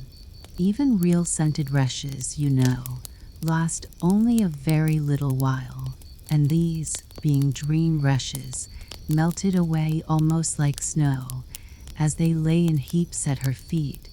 But Alice hardly noticed this. There were so many other curious things to think about. They hadn't gone much farther before the blade of one of the oars got fast in the water and wouldn't come out again, so Alice explained it afterwards, and the consequence was that the handle of it caught her under the chin, and, in spite of a series of little shrieks of "oh, oh, oh," from poor Alice, it swept her straight off the seat and down among the heap of rushes. However, she wasn't hurt, and was soon up again. The sheep went on with her knitting all the while, just as if nothing had happened. "That was a nice crab you caught," she remarked, as Alice got back into her place, very much relieved to find herself still in the boat. "Was it?" "I didn't see it," said Alice, peeping cautiously over the side of the boat into the dark water. "I wish it hadn't let go. I should so like to see a little crab to take home with me." But the sheep only laughed scornfully and went on with her knitting. "Are there many crabs here?" said Alice. "Crabs and all sorts of things," said the sheep. "Plenty of choice, only make up your mind. Now, what do you want to buy?" "To buy?" Alice echoed in a tone that was half astonished and half frightened, for the oars and the boat and the river had vanished all in a moment, and she was back again in the little dark shop. "I should like to buy an egg, please," she said timidly. "How do you sell them?" "5 farthing for one, 2 for 2, the sheep replied. "Then 2 are cheaper than 1? Alice said in a surprised tone, taking out her purse. "Only you must eat them both if you buy 2, said the sheep. "Then I'll have 1, please," said Alice as she put the money down on the counter, for she thought to herself, they mightn't be at all nice, you know. The sheep took the money and put it away in a box. Then she said, "I never put things into people's hands. That would never do. You must get it for yourself." And so saying, she went off to the other end of the shop and set the egg upright on a shelf. "I wonder why it wouldn't do," thought Alice as she groped her way among the tables and chairs, for the shop was very dark towards the end. "The egg seems to get further away the more I walk towards it. Let me see, is this a chair? Why, it's got branches, I declare. How very odd to find trees growing here. And actually here's a little brook. Well, this is the very queerest shop I ever saw." So she went on, wondering more and more at every step, as everything turned into a tree the moment she came up to it, and she quite expected the egg to do the same. Chapter 6. Humpty Dumpty. However, the egg only got larger and larger and more human. When she had come within a few yards of it, she saw that it had eyes and a nose and mouth, and when she had come close to it, she saw clearly that it was Humpty Dumpty himself. "It can't be anybody else," she said to herself. "I'm as certain of it as if his name were written all over his face. It might have been written 100 times easily on that enormous face." Humpty Dumpty was sitting with his legs crossed, like a Turk, on the top of a high wall, such a narrow one that Alice quite wondered how he could keep his balance, and, as his eyes were steadily fixed in the opposite direction, and he didn't take the least notice of her, she thought he must be a stuffed figure after all. "And how exactly like an egg he is," she said aloud, standing with her hands ready to catch him, for she was every moment expecting him to fall. "It's very provoking," Humpty Dumpty said after a long silence, looking away from Alice as he spoke, "to be called an egg, Berry." "I said you looked like an egg, sir," Alice gently explained. "And some eggs are very pretty, you know," she added, hoping to turn her remark into a sort of a compliment. "Some people," said Humpty Dumpty, looking away from her as usual, "have no more sense than a baby." Alice didn't know what to say to this. It wasn't at all like conversation, she thought, as he never said anything to her. In fact, his last remark was evidently addressed to a tree, so she stood and softly repeated to herself, "Humpty Dumpty sat on a wall. Humpty Dumpty had a great fall. All the king's horses and all the king's men couldn't put Humpty Dumpty in his place again." That last line is much too long for the poetry, she added, almost out loud, forgetting that Humpty Dumpty would hear her. "Don't stand there chattering to yourself like that," Humpty Dumpty said, looking at her for the first time, "but tell me your name and your business." "My name is Alice, but it's a stupid enough name," Humpty Dumpty interrupted impatiently. "What does it mean? Must a name mean something?" Alice asked doubtfully. "Of course it must," Humpty Dumpty said with a short laugh. "My name means the shape I am, and a good handsome shape it is, too. With a name like yours, you might be any shape, almost." "Why do you sit out here all alone?" said Alice, not wishing to begin an argument. "Why, because there's nobody with me," cried Humpty Dumpty. "Did you think I didn't know the answer to that? Ask another. Don't you think he'd be safer down on the ground?" Alice went on, not with any idea of making another riddle, but simply in her good-natured anxiety for the queer creature. "That wall is so very narrow. What tremendously easy riddles you ask." Humpty Dumpty growled out, "Of course I don't think so. Why, if ever I did fall off, which there's no chance of, But if I did, here he pursed his lips and looked so solemn and grand that Alice could hardly help laughing. If I did fall, he went on, the king has promised me, with his very own mouth, to send all his horses and all his men. Alice interrupted, rather unwisely. Now I declare that's too bad, Humpty Dumpty cried, breaking into a sudden passion. You've been listening at doors, and behind trees, and down chimneys, or you couldn't have known it. I haven't, indeed, Alice said very gently. It's in a book. Ah, well, they may write such things in a book, Humpty Dumpty said in a calmer tone. That's what you call a history of England, that is. Now, take a good look at me. I'm one that has spoken to a king, I am. Mayhap you'll never see such another, and to show you am not proud, you may shake hands with me. And he grinned almost from ear to ear as he leant forwards, and as nearly as possible fell off the wall in doing so, and offered Alice his hand. She watched him a little anxiously as she took it. If he smiled much more, the ends of his mouth might meet behind, she thought, and then I don't know what would happen to his head. I'm afraid it would come off. Yes, all his horses and all his men, Humpty Dumpty went on.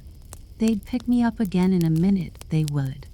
However, this conversation is going on a little too fast. Let's go back to the last remark but one. I'm afraid I can't quite remember it, Alice said very politely. In that case we start fresh, said Humpty Dumpty, and it's my turn to choose a subject. He talks about it just as if it was a game, thought Alice. So here's a question for you. How old did you say you were? Alice made a short calculation and said 7 years and 6 months. Wrong, Humpty Dumpty exclaimed triumphantly. You never said a word like it. I thought you meant, how old are you? Alice explained. If I'd meant that, I'd have said it, said Humpty Dumpty. Alice didn't want to begin another argument, so she said nothing. 7 years and 6 months, Humpty Dumpty repeated thoughtfully.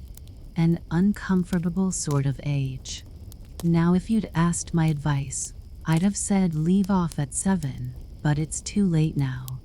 I never ask advice about growing, Alice said indignantly. Too proud? The other inquired. Alice felt even more indignant at this suggestion. I mean, she said, that one can't help growing older. One can't, perhaps, said Humpty Dumpty, but two can. With proper assistance, you might have left off at 7. What a beautiful belt you've got on, Alice suddenly remarked. They had had quite enough of the subject of age, she thought, and if they really were to take turns in choosing subjects, it was her turn now. At least, she corrected herself on second thoughts. A beautiful cravat, I should have said. No, a belt. I beg your pardon, she added in dismay, for Humpty Dumpty looked thoroughly offended, and she began to wish she hadn't chosen that subject. If I only knew, she thought to herself, which was neck and which was waist. Evidently Humpty Dumpty was very angry, though he said nothing for a minute or two.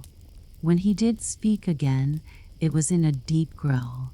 It is a most provoking thing, he said at last, when a person doesn't know a cravat from a belt. I know it's very ignorant of me, Alice said, in so humble a tone that Humpty Dumpty relented. It's a cravat, child, and a beautiful one, as you say. It's a present from the White King and Queen. There now. Is it really? Said Alice, quite pleased to find that she had chosen a good subject after all. They gave it me, Humpty Dumpty continued thoughtfully, As he crossed one knee over the other and clasped his hands round it, "They gave it me for an unbirthday present." "I beg your pardon?" Alice said with a puzzled air. "I'm not offended," said Humpty Dumpty. "I mean, what is an unbirthday present?" "A present given when it isn't your birthday, of course." Alice considered a little. "I like birthday presents best," she said at last. "You don't know what you're talking about," cried Humpty Dumpty. "How many days are there in a year?" 365, said Alice. "And how many birthdays have you?" "One. And if you take one from 365, what remains?" 364, of course. Humpty Dumpty looked doubtful. "I'd rather see that done on paper," he said. Alice couldn't help smiling as she took out her memorandum book and worked the sum for him. 365. 1 underscore underscore underscore underscore 364 underscore underscore underscore. Humpty Dumpty took the book and looked at it carefully. "That seems to be done right," he began. "You're holding it upside down," Alice interrupted. "To be sure I was," Humpty Dumpty said gaily as she turned it round for him. "I thought it looked a little queer. As I was saying, that seems to be done right, though I haven't time to look it over thoroughly just now, and that shows that there are 364 days when you might get birthday presents." "Certainly," said Alice. "And only one for birthday presents, you know. There's glory for you." "I don't know what you mean by glory," Alice said. Humpty Dumpty smiled contemptuously. "Of course you don't till I tell you. I meant, there's a nice knockdown argument for you. But glory doesn't mean a nice knockdown argument," Alice objected. "When I use a word," Humpty Dumpty said in rather a scornful tone, "it means just what I choose it to mean, neither more nor less."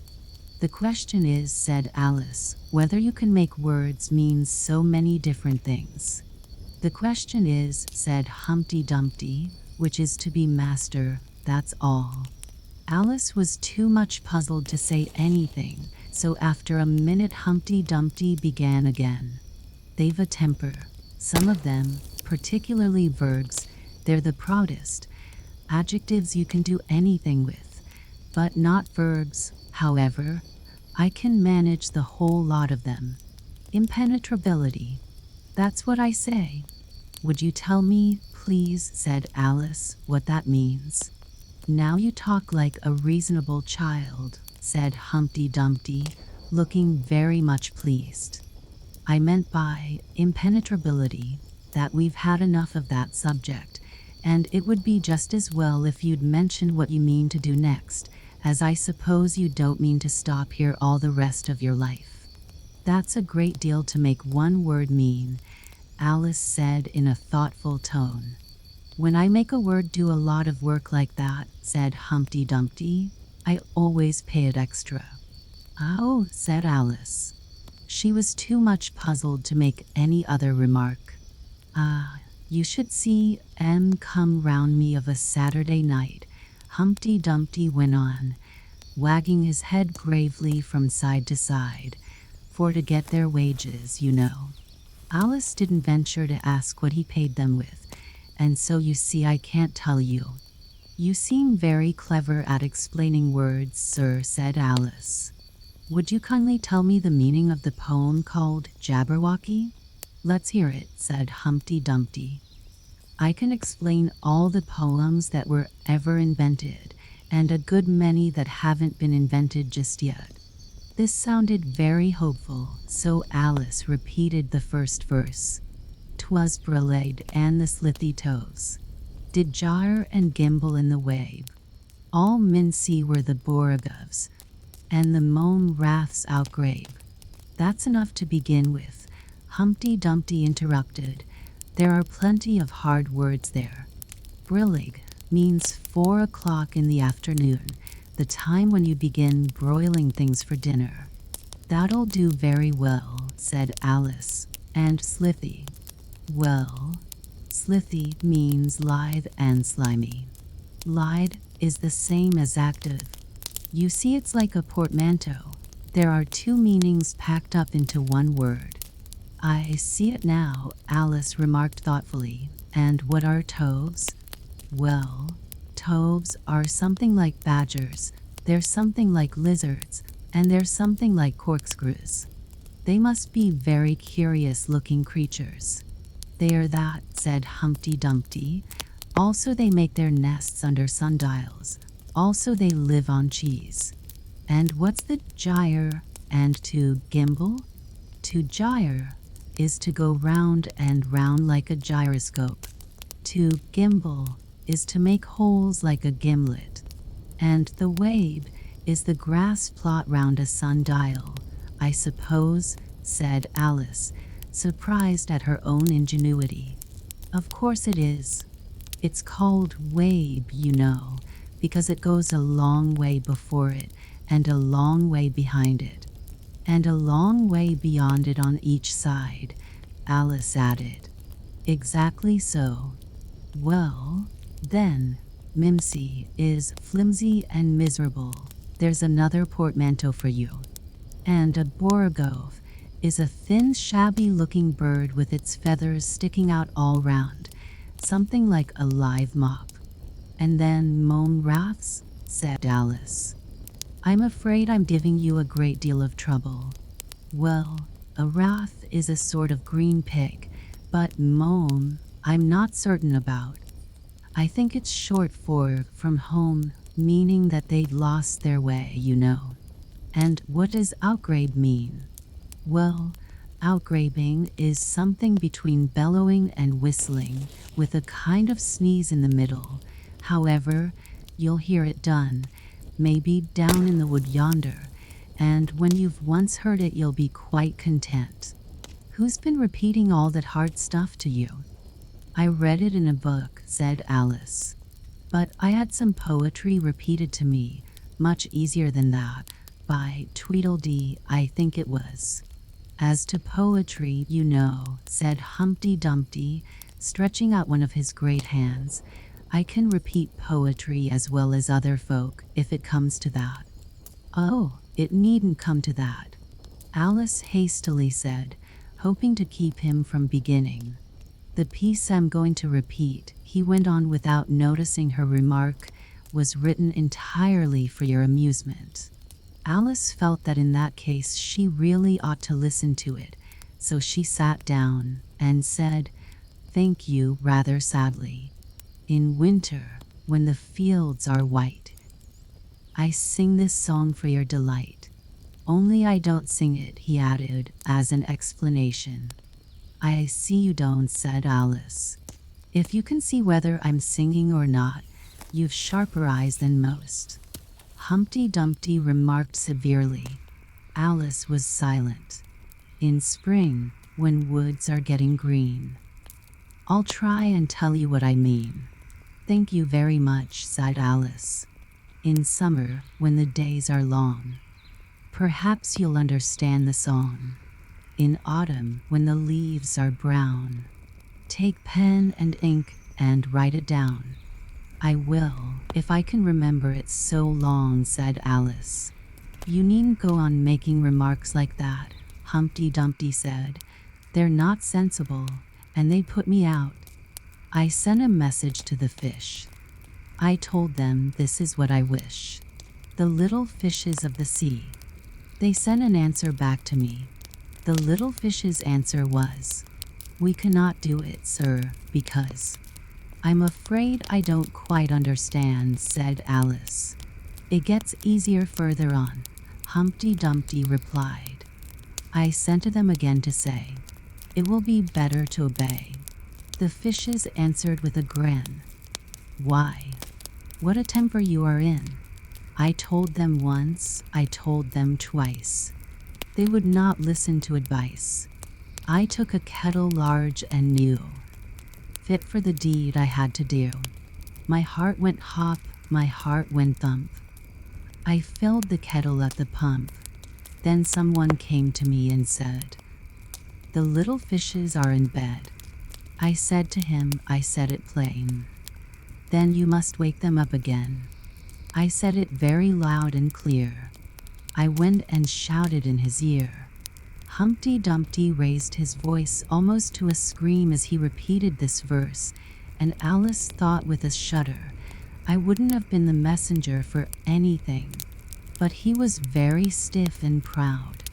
He said, "You needn't shout so loud." And he was very proud and stiff.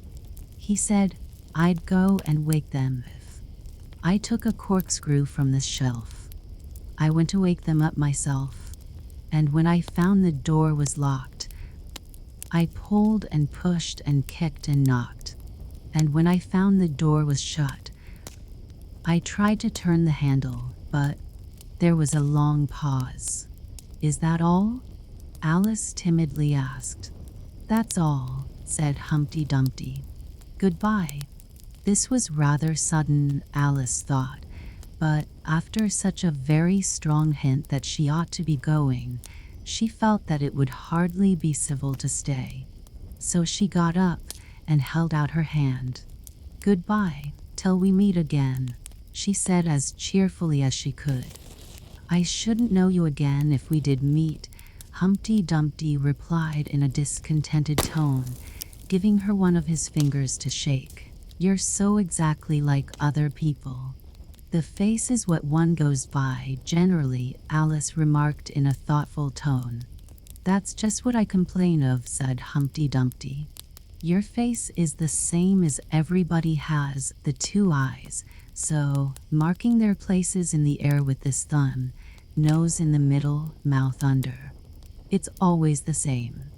Now if you had the two eyes on the same side of the nose, for instance, or the mouth at the top, that would be some help." "It wouldn't look nice," Alice objected. But Humpty Dumpty only shut his eyes and said, "Wait till you've tried." Alice waited a minute to see if he would speak again, but as he never opened his eyes or took any further notice of her, she said, "Goodbye," once more, and, getting no answer to this, she quietly walked away. But she couldn't help saying to herself as she went, "Of all the unsatisfactory," she repeated this aloud, as it was a great comfort to have such a long word to say. "Of all the unsatisfactory people I ever met," she never finished the sentence, for at this moment a heavy crash shook the forest from end to end. Chapter 7. The Lion and the Unicorn. The next moment soldiers came running through the wood, at first in 2s and 3s, then 10 or 20 together, and at last in such crowds that they seemed to fill the whole forest. Alice got behind a tree, for fear of being run over, and watched them go by. She thought that in all her life she had never seen soldiers so uncertain on their feet. They were always tripping over something or other, and whenever one went down, several more always fell over him, so that the ground was soon covered with little heaps of men. Then came the horses. Having 4 feet, these managed rather better than the foot soldiers, but even they stumbled now and then, and it seemed to be a regular roll that, whenever a horse stumbled, the rider fell off instantly. The confusion got worse every moment, and Alice was very glad to get out of the wood into an open place, where she found the White King seated on the ground, busily writing in his memorandum book. "I've sent them all," the king cried in a tone of delight on seeing Alice. "Did you happen to meet any soldiers, my dear, as you came through the wood?" "Yes, I did," said Alice. "Several thousand, I should think." "4,207, that's the exact number," the king said, referring to his book. "I couldn't send all the horses, you know. because 2 of them are wanted in the game. And I haven't sent the 2 messengers either. They're both gone to the town. Just look along the road and tell me if you can see either of them." "I see nobody on the road," said Alice. "I only wish I had such eyes," the king remarked in a fretful tone. "To be able to see nobody, and at that distance, too. Why, it's as much as I can do to see real people by this light." All this was lost on Alice, who was still looking intently along the road, shading her eyes with one hand. "I see somebody now," she exclaimed at last. "But he's coming very slowly, and what curious attitudes he goes into." For the messenger kept skipping up and down and wriggling like an eel as he came along, with his great hands spread out like fans on each side. "Not at all," said the king. "He's an Anglo-Saxon messenger, and those are Anglo-Saxon attitudes. He only does them when he's happy. His name is Haya." He pronounced it so as to rhyme with mayor. "I love my love with an H," Alice couldn't help beginning, "because he is happy. I hate him with an H, because he is hideous. I fed him with ham sandwiches and hay. His name is Haya, and he lives." "He lives on the hill," the king remarked simply, without the least idea that he was joining in the game, while Alice was still hesitating for the name of a town beginning with H. The other messengers called Hada. "I must have 2, you know, to come and go. 1 to come and 1 to go." "I beg your pardon," said Alice. "It isn't respectable to beg," said the king. "I only meant that I didn't understand," said Alice. "Why 1 to come and 1 to go?"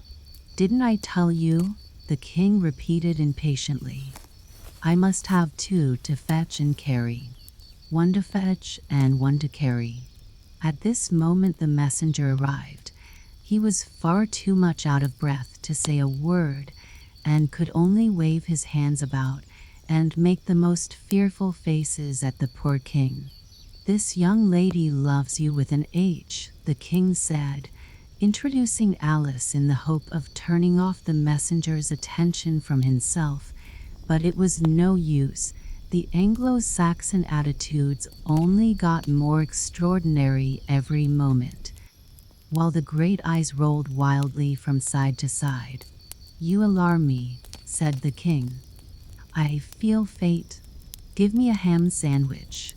On which the messenger, to Alice's great amusement, opened a bag that hung round his neck and handed a sandwich to the king, who devoured it greedily. "Another sandwich," said the king. "There's nothing but hay left now," the messenger said, peeping into the bag. "Hay, then," the king murmured in a faint whisper. Alice was glad to see that it revived him a good deal. "There's nothing like eating hay when you're fat," he remarked to her as he munched away. "I should think throwing cold water over you would be better," Alice suggested, "or some sal volatile." "I didn't say there was nothing better," the king replied. "I said there was nothing like it," which Alice did not venture to deny. "Who did you pass on the road?" the king went on, holding out his hand to the messenger for some more hay. "Nobody," said the messenger. "Quite right," said the king. "This young lady saw him too. So of course nobody walks slower than you." "I do my best," the messenger said in a sulky tone. "I'm sure nobody walks much faster than I do." "He can't do that," said the king, "or else he'd have been here first. However, now you've got your breath, you may tell us what's happened in the town." "I'll whisper it," said the messenger, putting his hands to his mouth in the shape of a trumpet, and stooping so as to get close to the king's ear. Alice was sorry for this, as she wanted to hear the news too. However, instead of whispering, he simply shouted at the top of his voice, "They're at it again." "Do you call that a whisper?"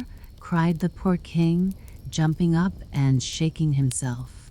"If you do such a thing again, I'll have you buttered." It went through and through my head like an earthquake. It would have to be a very tiny earthquake, thought Alice. "Who are at it again?" she ventured to ask. "Why, the lion and the unicorn, of course," said the king. "Fighting for the crown?" "Yes, to be sure," said the king, "and the best of the joke is that it's my crown all the while. Let's run and see them." And they trotted off, Alice repeating to herself as she ran the words of the old song. The lion and the unicorn were fighting for the crown. The lion beat the unicorn all round the town. Some gave them white bread, some gave them brown. Some gave them plum cake and drummed them out of town. "Does the one that wins get the crown?" she asked, as well as she could, for the run was putting her quite out of breath. "Dear me, no," said the king. "What an idea! Would you be good enough," Alice panted out, after running a little further, "to stop a minute, just to get one's breath again?" "I'm good enough," the king said, "only I'm not strong enough. You see, a minute goes by so fearfully quick. You might as well try to stop a bandersnatch." Alice had no more breath for talking, so they trotted on in silence till they came in sight of a great crowd, in the middle of which the lion and unicorn were fighting. They were in such a cloud of dust that at first Alice could not make out which was which, but she soon managed to distinguish the unicorn by his horn. They placed themselves close to where Hada, the other messenger, was standing watching the fight, with a cup of tea in one hand and a piece of bread and butter in the other. "He's only just out of prison, and he hadn't finished his tea when he was sent in," Haya whispered to Alice, "and they only give them oyster shells in there, so you see he's very hungry and thirsty. How are you, dear child?" he went on, putting his arm affectionately round Hada's neck. Hada looked round and nodded, and went on with his bread and butter. "Were you happy in prison, dear child?" said Haya.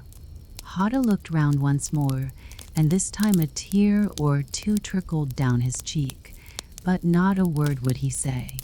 "Speak, can't you?" Haya cried impatiently. But Hada only munched away and drank some more tea. "Speak, won't you?" cried the king. "How are they getting on with the fight?" Hada made a desperate effort and swallowed a large piece of bread and butter. "They're getting on very well," he said in a choking voice. "Each of them has been down about 87 times. Then I suppose they'll soon bring the white bread and the brown?" Alice ventured to remark. "It's waiting for 'em now," said Hada. "This is a bit of it as I'm eating." There was a pause in the fight just then, and the lion and the unicorn sat down, panting, while the king called out, 10 minutes allowed for refreshments. Haya and Hada set to work at once, carrying rough trays of white and brown bread. Alice took a piece to taste, but it was very dry. "I don't think they'll fight any more today," the king said to Hada. "Go and order the drums to begin." And Hada went bounding away like a grasshopper. For a minute or two Alice stood silent, watching him. Suddenly she brightened up. "Look, look," she cried, pointing eagerly. "There's the White Queen running across the country. She came flying out of the wood over yonder. How fast those queens can run. There's some enemy after her, no doubt," the king said, without even looking round. "That wood's full of them. But aren't you going to run and help her?" Alice asked, very much surprised at his taking it so quietly. No use," said the king. "She runs so fearfully quick. You might as well try to catch a bandersnatch." but I'll make a memorandum about her, if you like. She's a dear good creature," he repeated softly to himself as he opened his memorandum book. "Do you spell creature with a double E?" At this moment the unicorn sauntered by them with his hands in his pockets. "I had the best of it this time," he said to the king, just glancing at him as he passed. A little," the king replied, rather nervously. "You shouldn't have run him through with your horn, you know." "It didn't hurt him," the unicorn said carelessly, and he was going on when his eye happened to fall upon Alice. He turned round rather instantly and stood for some time looking at her with an air of the deepest disgust. "What is this?" he said at last. "This is a child," Haya replied eagerly, coming in front of Alice to introduce her and spreading out both his hands towards her in an Anglo-Saxon attitude. "We only found it today. It's as large as life and twice as natural." "I always thought they were fabulous monsters," said the unicorn. "Is it alive?" "It can talk," said Haya solemnly. The unicorn looked dreamily at Alice and said, "Talk, child." Alice could not help her lips curling up into a smile as she began. "Do you know, I always thought unicorns were fabulous monsters too. I never saw one alive before." "Well, now that we have seen each other," said the unicorn, "if you'll believe in me, I'll believe in you. Is that a bargain?" "Yes, if you like," said Alice. "Come, fetch out the plum cake, old man," the unicorn went on, turning from her to the king. "None of your brown bread for me." Certainly," the king muttered and beckoned to Haya. "Open the bag," he whispered. "Quick."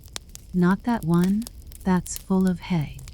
Haya took a large cake out of the bag and gave it to Alice to hold while he got out a dish and carving knife.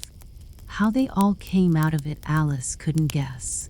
It was just like a conjuring trick, she thought. The lion had joined them while this was going on. He looked very tired and sleepy, and his eyes were half shut. "What's this?" he said, blinking lazily at Alice and speaking in a deep hollow tone that sounded like the tolling of a great bell. "Ah, what is it now?" the unicorn cried eagerly. "You'll never guess." "I couldn't." The lion looked at Alice wearily. "Are you animal, vegetable, or mineral?" he said, yawning at every other word. "It's a fabulous monster," the unicorn cried out before Alice could reply. "Then hand round the plum cake." "Monster," the lion said, lying down and putting his chin on his paws. "And sit down, both of you." To the king and the unicorn, "Fair play with the cake, you know." The king was evidently very uncomfortable at having to sit down between the two great creatures, but there was no other place for him. "What a fight we might have for the crown, now," the unicorn said, looking slyly up at the crown, which the poor king was nearly shaking off his head. He trembled so much. "I should win easy," said the lion. "I'm not so sure of that," said the unicorn. "Why, I'd beat you all round the town, you chicken," the lion replied angrily, half getting up as he spoke. Here the king interrupted to prevent the quarrel going on. He was very nervous, and his voice quite quivered. "All round the town," he said. "That's a good long way. Did you go by the old bridge or the marketplace?" "You get the best view by the old bridge." "I'm sure I don't know," the lion growled out as he lay down again. There was too much dust to see anything. "What a time the monster is, cutting up that cake." Alice had seated herself on the bank of a little brook with the great dish on her knees and was sawing away diligently with the knife. "It's very provoking," she said, in reply to the lion, She was getting quite used to being called the monster. I've cut several slices already, but they always join on again. You don't know how to manage looking glass cakes, the unicorn remarked. Hand it round first and cut it afterwards.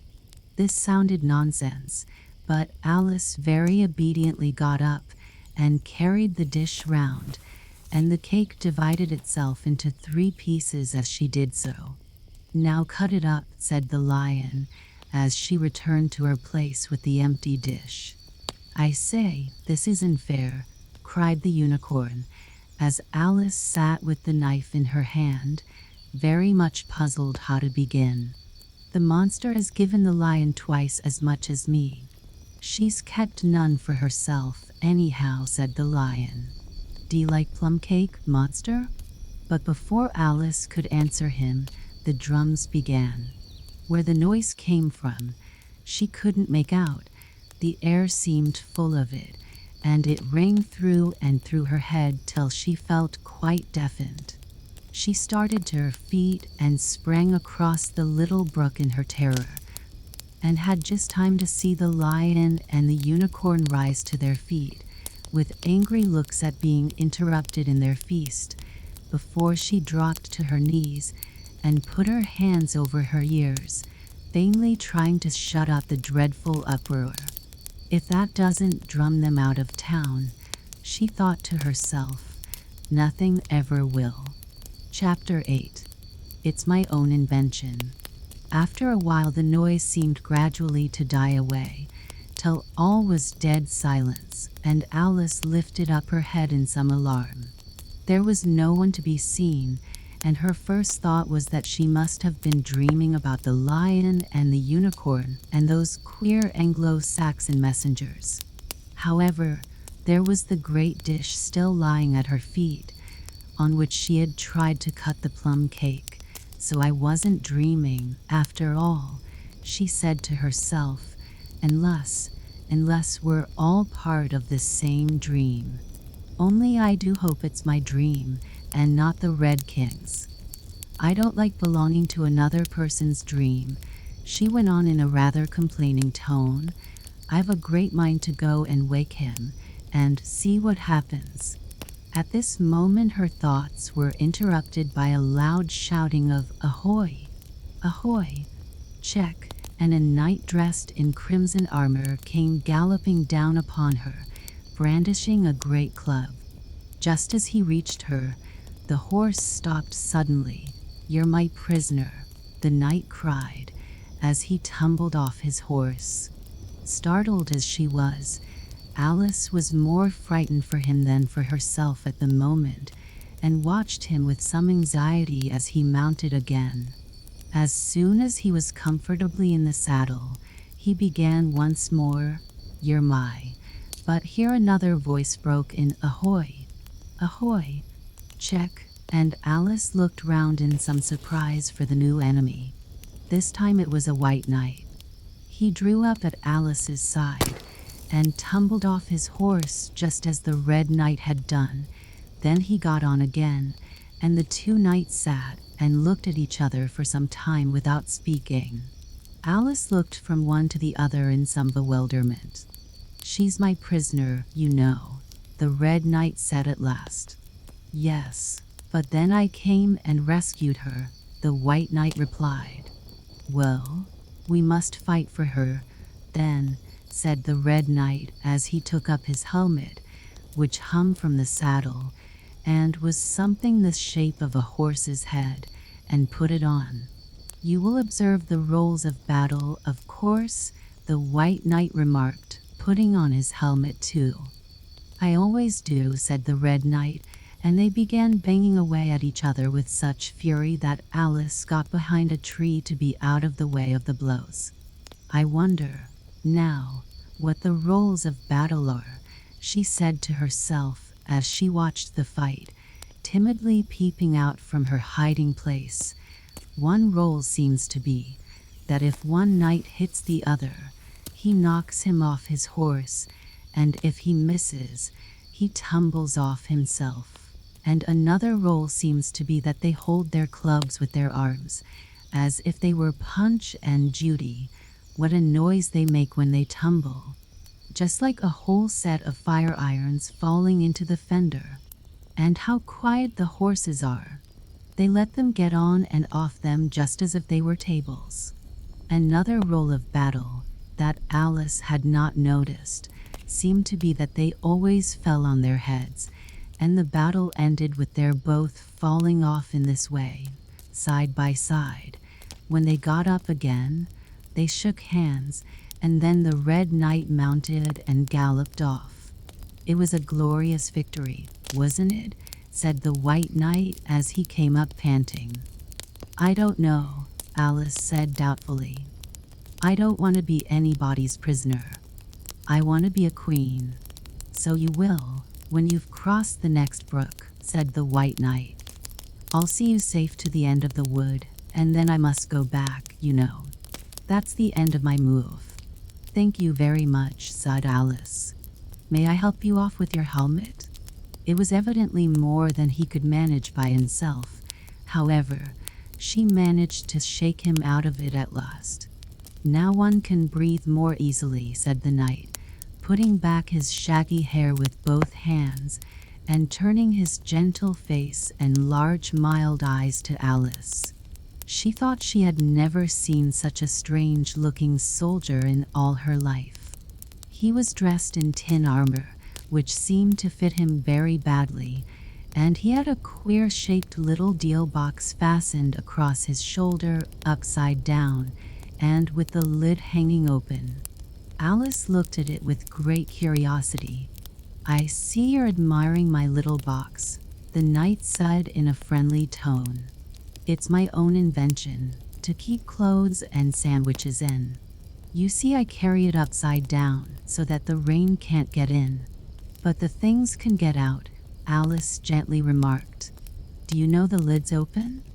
I didn't know it, the knight said, a shade of vexation passing over his face. Then all the things must have fallen out, and the box is no use without them.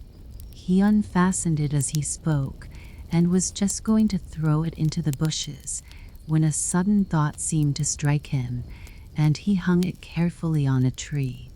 Can you guess why I did that? He said to Alice. Alice shook her head.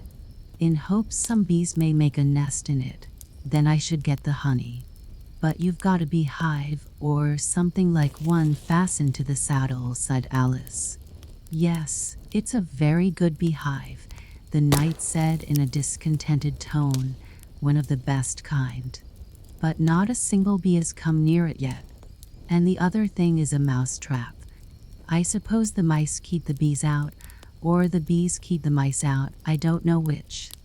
I was wondering what the mouse trap was for, said Alice. It isn't very likely there would be any mice on the horse's back. Not very likely, perhaps, said the knight, but if they do come, I don't choose to have them running all about. You see, he went on after a pause, it's as well to be provided for everything. That's the reason the horse has all those anklets round his feet. But what are they for? Alice asked in a tone of great curiosity. To guard against the bites of sharks, the knight replied. It's an invention of my own. And now help me on. I'll go with you to the end of the wood. What's the dish for? It's meant for plum cake, said Alice. We'd better take it with us, the knight said. It'll come in handy if we find any plum cake. Help me to get it into this bag. This took a very long time to manage, though Alice held the bag open very carefully, because the knight was so very awkward in putting in the dish. The first 2 or 3 times that he tried, he fell in himself instead. It's rather a tight fit, you see, he said, as they got it in at last. There are so many candlesticks in the bag. And he hung it to the saddle, which was already loaded with bunches of carrots and fire irons and many other things. I hope you've got your hair well fastened on, he continued, as they set off. Only in the usual way, Alice said, smiling. That's hardly enough, he said, anxiously.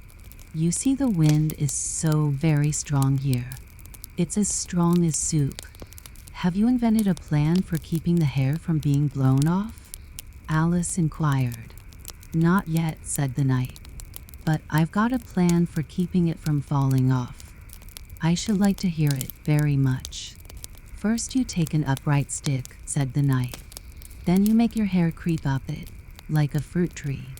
Now the reason hair falls off is because it hangs down. Things never fall upwards, you know. It's a plan of my own invention. You may try it if you like. It didn't sound a comfortable plan, Alice thought, and for a few minutes she walked on in silence, puzzling over the idea and every now and then stopping to help the poor knight, who certainly was not a good rider. Whenever the horse stopped, which it did very often, he fell off in front, and whenever it went on again, which it generally did rather suddenly, he fell off behind. Otherwise he kept on pretty well, except that he had a habit of now and then falling off sideways, and as he generally did this on the side on which Alice was walking, she soon found that it was the best plan not to walk quite close to the horse. I'm afraid you've not had much practice in riding, she ventured to say, as she was helping him up from his fifth tumble. The knight looked very much surprised and a little offended at the remark. What makes you say that? He asked as he scrambled back into the saddle, keeping hold of Alice's hair with one hand to save himself from falling over on the other side. Because people don't fall off quite so often when they've had much practice. I've had plenty of practice, the knight said very gravely. Plenty of practice. Alice could think of nothing better to say than, indeed, but she said it as heartily as she could. They went on a little way in silence after this, the knight with his eyes shut, muttering to himself and Alice watching anxiously for the next tumble. The great art of riding, the knight suddenly began in a loud voice, waving his right arm as he spoke, is to keep.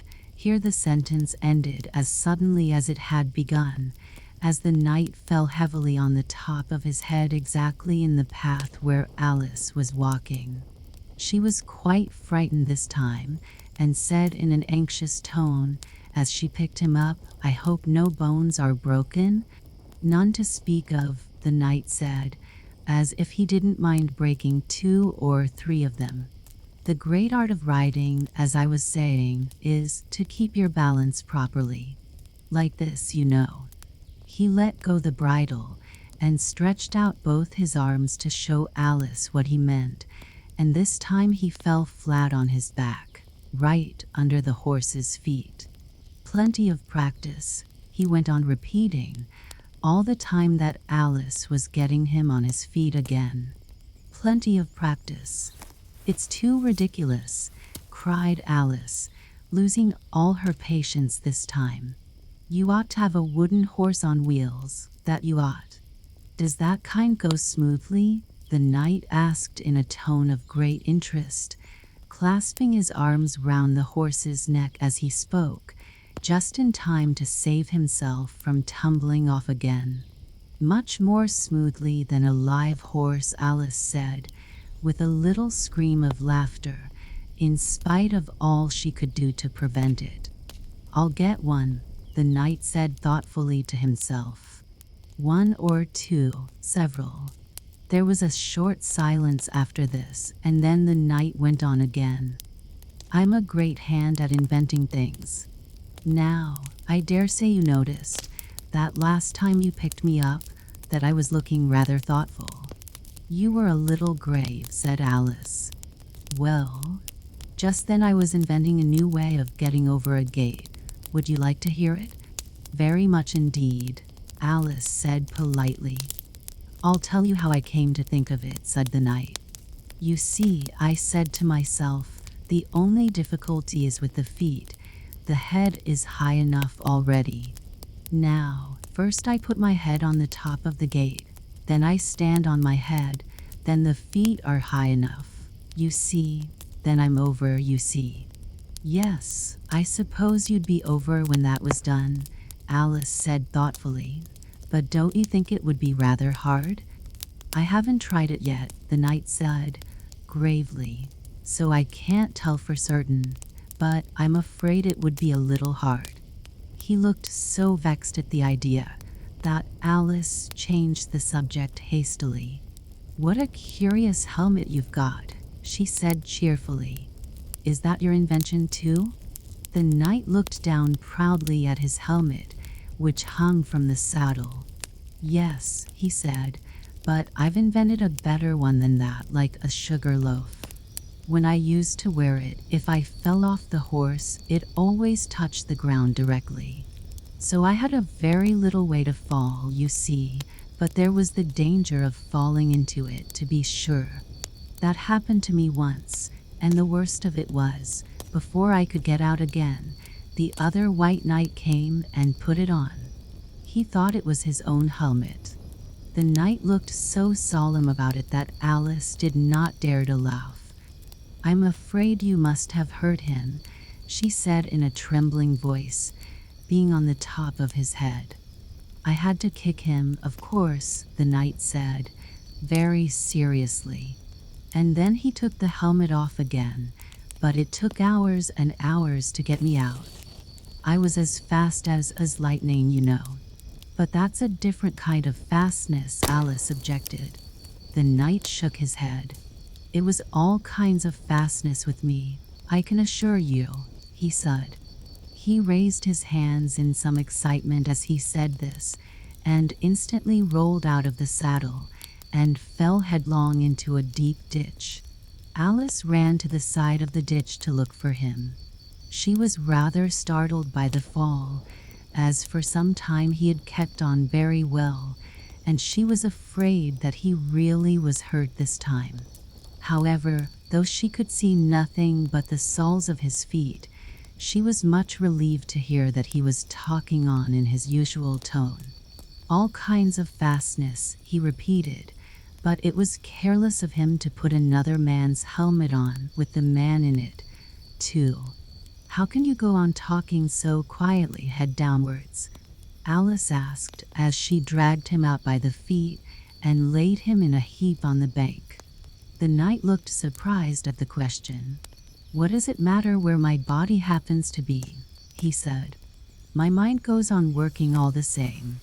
In fact, the more head downwards I am, the more I keep inventing new things.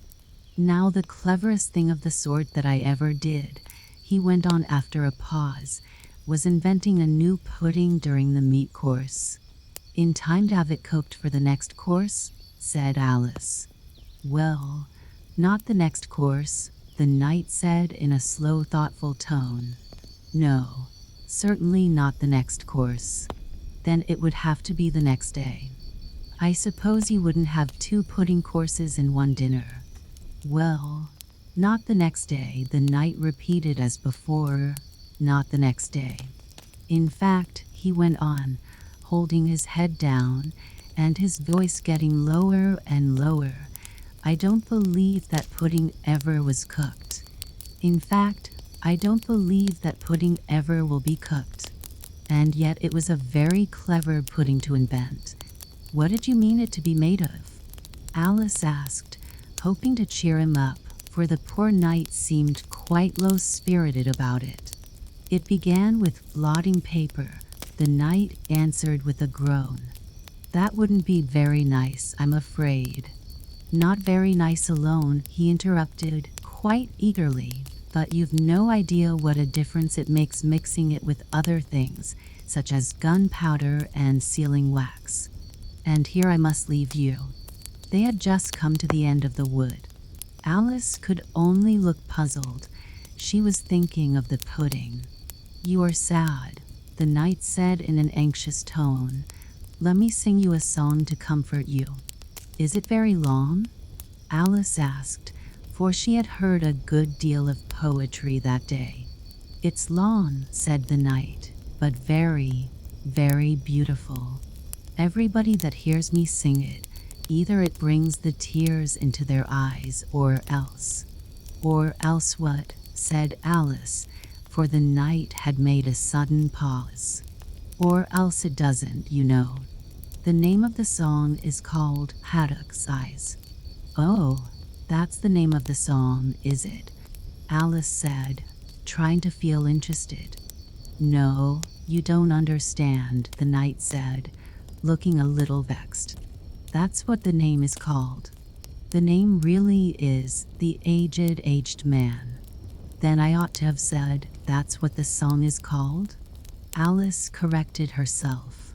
"No, you oughtn't. That's quite another thing. The song is called Ways and Means, but that's only what it's called, you know." "Well, what is the song, then?" said Alice, who was by this time completely bewildered. "I was coming to that," the knight said. "The song really is a sitting on a gate, and the tune's my own invention." So saying, he stopped his horse and let the reins fall on its neck.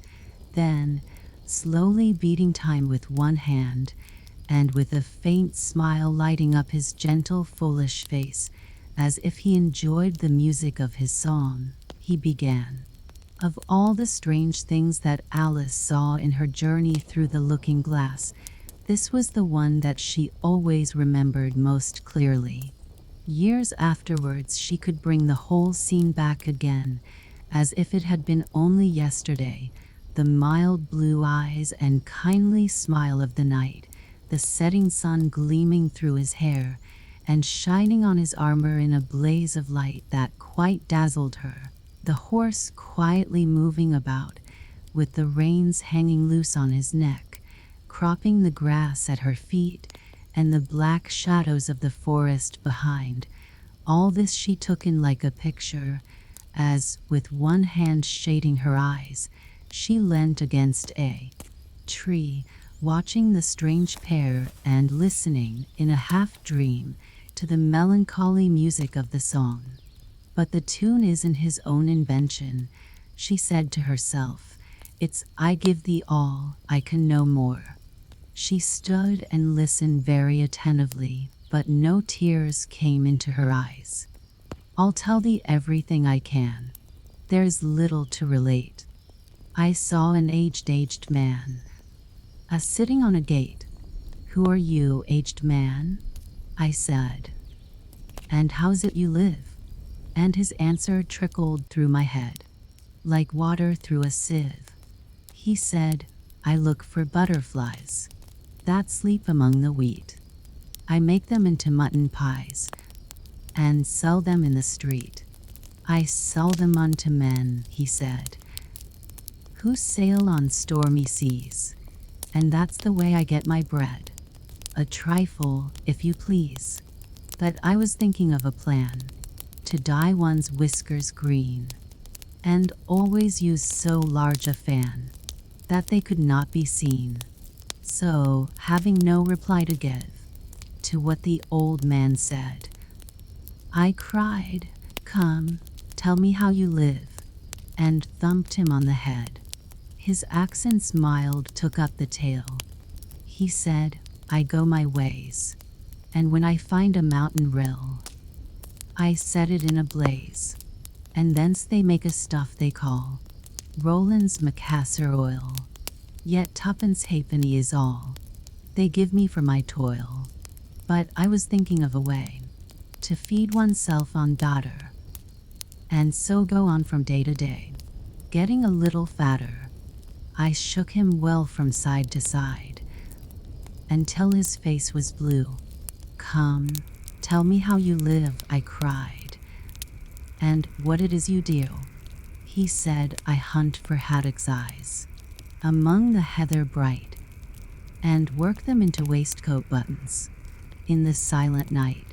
And these I do not sell for gold, or coin of silvery shine, but for a copper halfpenny, and that will purchase 9. I sometimes dig for buttered rolls, or set limed twigs for crowds. I sometimes search the grassy knolls for wheels of handsome cats, and that's the way, he gave a wink, by which I get my wealth, and very gladly will I drink your honor's noble health. I heard him then, for I had just completed my design to keep the manai bread from rust by boiling it in wine. I thanked him much for telling me the way he got his wealth, but chiefly for his wish that he might drink my noble health.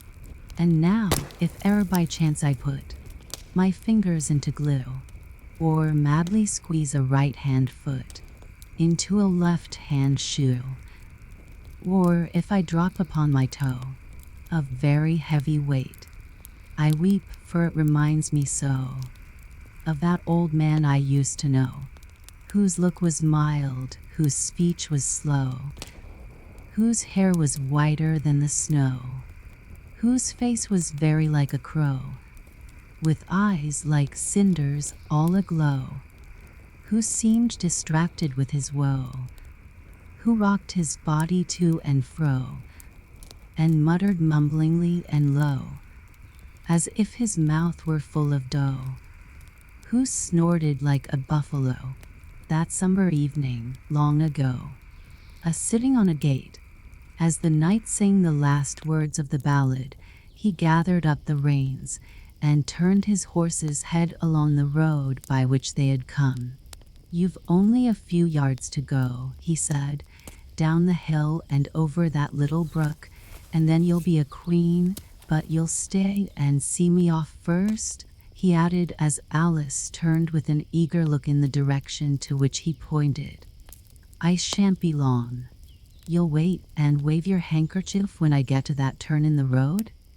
I think it'll encourage me, you see." "Of course I'll wait," said Alice, "and thank you very much for coming so far, and for the song, I liked it very much." "I hope so," the knight said doubtfully, "but you didn't cry so much as I thought you would." So they shook hands, and then the knight rode slowly away into the forest. "It won't take long to see him off, I expect," Alice said to herself as she stood watching him. "There he goes, right on his head as usual. However, he gets on again pretty easily. That comes of having so many things hung round the horse." So she went on talking to herself as she watched the horse walking leisurely along the road, and the knight tumbling off, first on one side and then on the other. After the fourth or fifth tumble he reached the turn, and then she waved her handkerchief to him and waited till he was out of sight. "I hope it encouraged him," she said, as she turned to run down the hill. "And now for the last brook, and to be a queen. How grand it sounds." A very few steps brought her to the edge of the brook. "The 8th square at last," she cried as she bounded across, and threw herself down to rest on a lawn as soft as moss, with little flower beds dotted about it here and there. "Oh, how glad I am to get here. And what is this on my head?"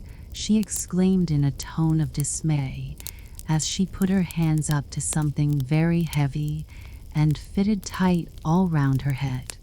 "But how can it have got there without my knowing it?" she said to herself, as she lifted it off and set it on her lap to make out what it could possibly be. It was a golden crown. Chapter 9. Queen Alice. "Well, this is grand," said Alice. "I never expected I should be a queen so soon, and I'll tell you what it is, your majesty," she went on in a severe tone. She was always rather fond of scolding herself. "It'll never do for you to be lolling about on the grass like that. Queens have to be dignified, you know." So she got up and walked about rather stiffly just at first, as she was afraid that the crown might come off. But she comforted herself with the thought that there was nobody to see her, and "If I really am a queen," she said as she sat down again, I shall be able to manage it quite well in time. Everything was happening so oddly that she didn't feel a bit surprised at finding the Red Queen and the White Queen sitting close to her, one on each side. She would have liked very much to ask them how they came there, but she feared it would not be quite civil. However, there would be no harm, she thought, in asking if the game was over. "Please, would you tell me?" she began, looking timidly at the Red Queen. "Speak when you're spoken to." The Queen sharply interrupted her.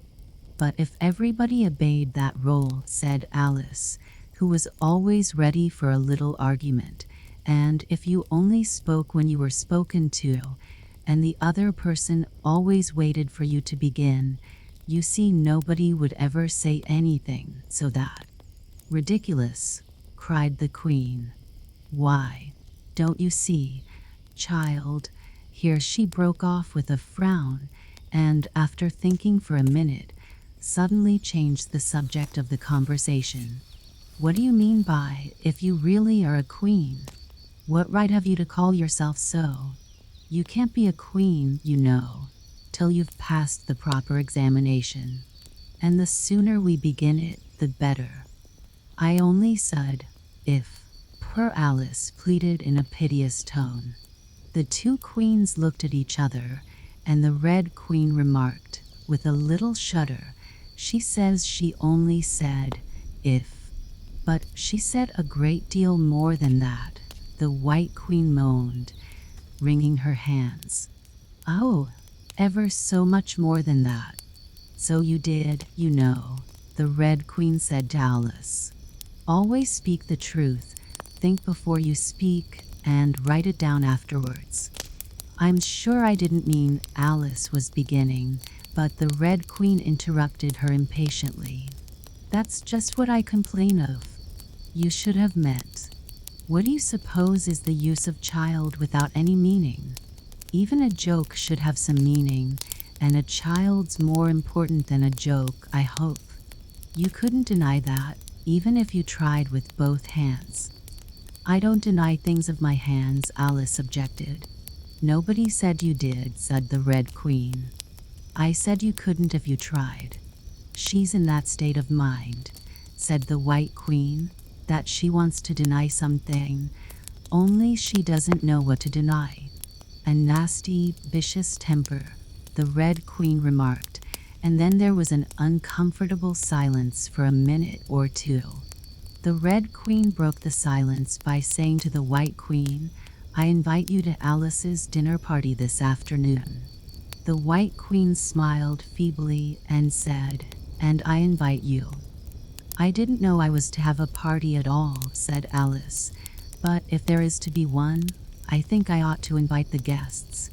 "We gave you the opportunity of doing it," the Red Queen remarked, "but I dare say you've not had many lessons in manners yet?" "Manners are not taught in lessons," said Alice. "Lessons teach you to do sums and things of that sort." "And you do addition?" the White Queen asked. "What's 1 and 1 and 1 and 1 and 1 and 1 and 1 and 1 and 1 and 1? "I don't know," said Alice. "I lost count." "She can't do addition," the Red Queen interrupted. "Can you do subtraction? Take 9 from 8.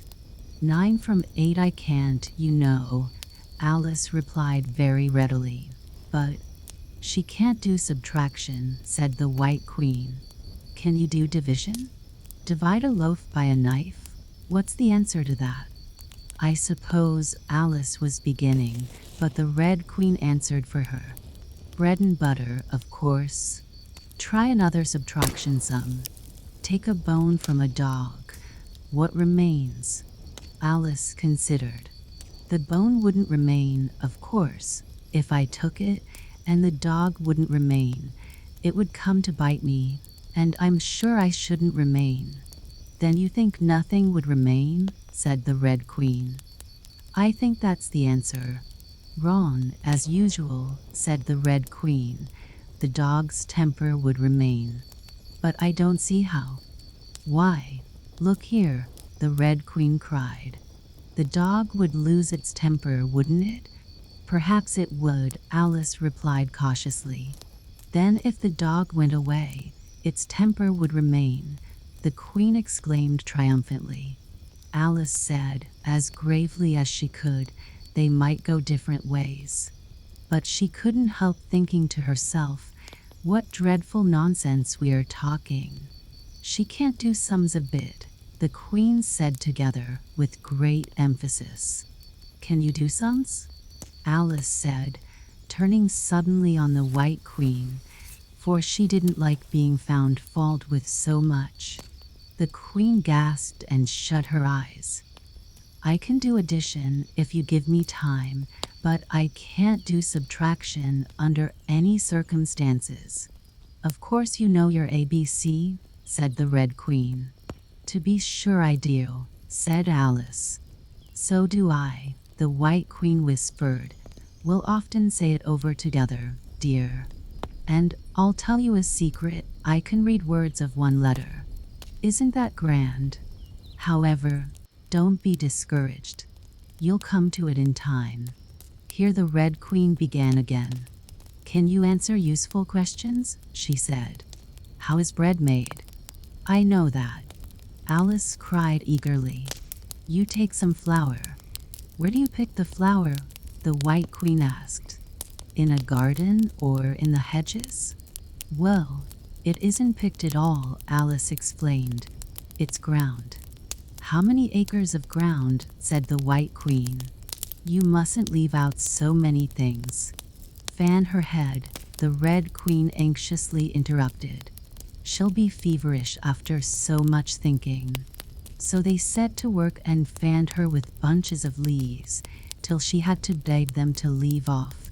It blew her hair about so.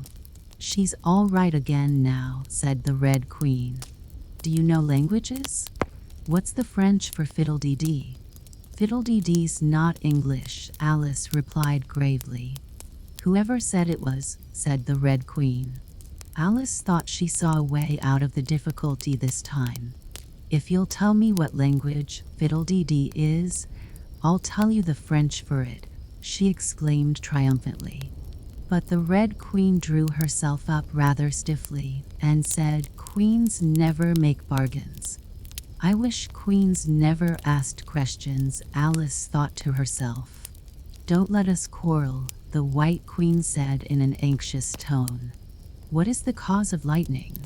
The cause of lightning, Alice said very decidedly, for she felt quite certain about this, is the thunder. No, she hastily corrected herself. I meant the other way. It's too late to correct it, said the Red Queen. When you've once said a thing, that fixes it, and you must take the consequences. Which reminds me, the White Queen said, looking down and nervously clasping and unclasping her hands, we had such a thunderstorm last Tuesday. I mean one of the last set of Tuesdays, you know. Alice was puzzled. In our country, she remarked, there's only one day at a time. The Red Queen said, that's a poor thin way of doing things. Now here, we mostly have days and nights 2 or 3 at a time, and sometimes in the winter we take as many as 5 nights together for warmth, you know. Are 5 nights warmer than 1 night, then? Alice ventured to ask. 5 times as warm, of course. But they should be 5 times as cold, by the same rule. Just so, cried the Red Queen. 5 times as warm and 5 times as cold, just as I'm 5 times as rich as you are, and 5 times as clever. Alice sighed and gave it up. It's exactly like a riddle with no answer, she thought. Humpty Dumpty saw it too. The White Queen went on in a low voice, more as if she were talking to herself. He came to the door with a corkscrew in his hand. What did he want? Said the Red Queen. He said he would come in, the White Queen went on, because he was looking for a hippopotamus. Now, as it happened, there wasn't such a thing in the house that morning. Is there generally? Alice asked in an astonished tone. Well, only on Thursdays, said the Queen. I know what he came for, said Alice. He wanted to punish the fish, because... Here the White Queen began again. It was such a thunderstorm, you can't think. She never could, you know, said the Red Queen. And part of the roof came off, and ever so much thunder got in, and it went rolling round the room in great lumps, and knocking over the tables and things till I was so frightened I couldn't remember my own name. Alice thought to herself, I never should try to remember my name in the middle of an accident. Where would be the use of it? But she did not say this aloud, for fear of hurting the poor Queen's feeling. Your Majesty must excuse her, the Red Queen said to Alice, taking one of the White Queen's hands in her own and gently stroking it. She means well, but she can't help saying foolish things as a general rule. The White Queen looked timidly at Alice, who felt she ought to say something kind, but really couldn't think of anything at the moment. She never was really well brought up, the Red Queen went on, but it's amazing how good-tempered she is. Pat her on the head and see how pleased she'll be. But this was more than Alice had courage to do. A little kindness and putting her hair in papers would do wonders with her. The White Queen gave a deep sigh and laid her head on Alice's shoulder. I am so sleepy, she moaned. She's tired, poor thing, said the Red Queen. Smooth her hair, lend her your nightcap, and sing her a soothing lullaby. I haven't got a nightcap with me, said Alice as she tried to obey the first direction, and I don't know any soothing lullabies. I must do it myself, then, said the Red Queen, and she began. Hush-a-vie, lady, in Alice's lap. Till the feast's ready, we've time for a nap. When the feast's over, we'll go to the ball. Red Queen and White Queen and Alice and all. And now you know the words, she added, as she put her head down on Alice's other shoulder. Just sing it through to me. I'm getting sleepy too. In another moment both queens were fast asleep and snoring loud. What am I to do? Exclaimed Alice, looking about in great perplexity, as first one round head, and then the other, rolled down from her shoulder, and lay like a heavy lump in her lap. I don't think it ever happened before, that anyone had to take care of two queens asleep at once. No, not in all the history of England. It couldn't, you know, because there never was more than one queen at a time. Do wake up, you heavy things, she went on in an impatient tone, but there was no answer but a gentle snoring. The snoring got more distinct every minute and sounded more like a tune. At last she could even make out the words, and she listened so eagerly that, when the two great heads vanished from her lap, she hardly missed them. She was standing before an arched doorway over which were the words Queen Alice in large letters, and on each side of the arch there was a bell handle. One was marked Visitor's Bell, and the other Servant's Bell. I'll wait till the song's over, thought Alice, and then I'll ring. Though which bell must I ring? She went on, very much puzzled by the names. I'm not a visitor and I'm not a servant. There ought to be one marked Queen, you know. Just then the door opened a little way, and a creature with a long beak put its head out for a moment and said, "No admittance till the week after next," and shut the door again with a bang. Alice knocked and rang in vain for a long time, but at last a very old frog, who was sitting under a tree, got up and hobbled slowly towards her. He was dressed in bright yellow and had enormous boots on. "What is it now?" the frog said in a deep hoarse whisper. Alice turned round, ready to find fault with anybody. "Where's the servant whose business it is to answer the door?" she began angrily. "Which door?" said the frog. Alice almost stamped with irritation at the slow drawl in which he spoke. "This door, of course." The frog looked at the door with his large dull eyes for a minute. Then he went nearer and rubbed it with his thumb, as if he were trying whether the paint would come off. Then he looked at Alice. "To answer the door," he said. "What's it been asking of?" He was so hoarse that Alice could scarcely hear him. "I don't know what you mean," she said. "I talks English, doesn't I?" the frog went on. "Or are you deaf? What did it ask you?" "Nothing," Alice said impatiently. "I've been knocking at it." "Shouldn't do that. Shouldn't do that," the frog muttered. "Vexes it, you know." Then he went up and gave the door a kick with one of his great feet.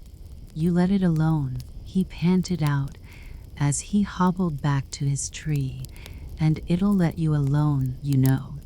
At this moment the door was flung open and a shrill voice was heard singing.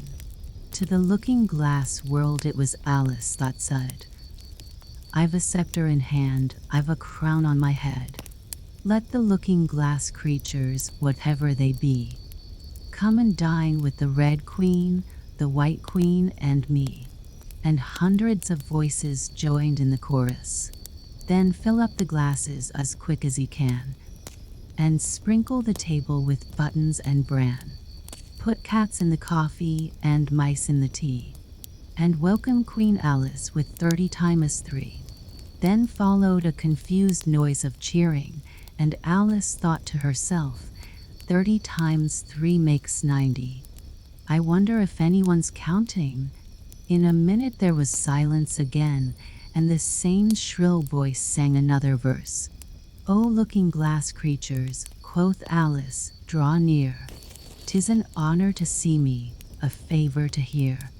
'Tis a privilege high to have dinner and tea, along with the Red Queen, the White Queen, and me."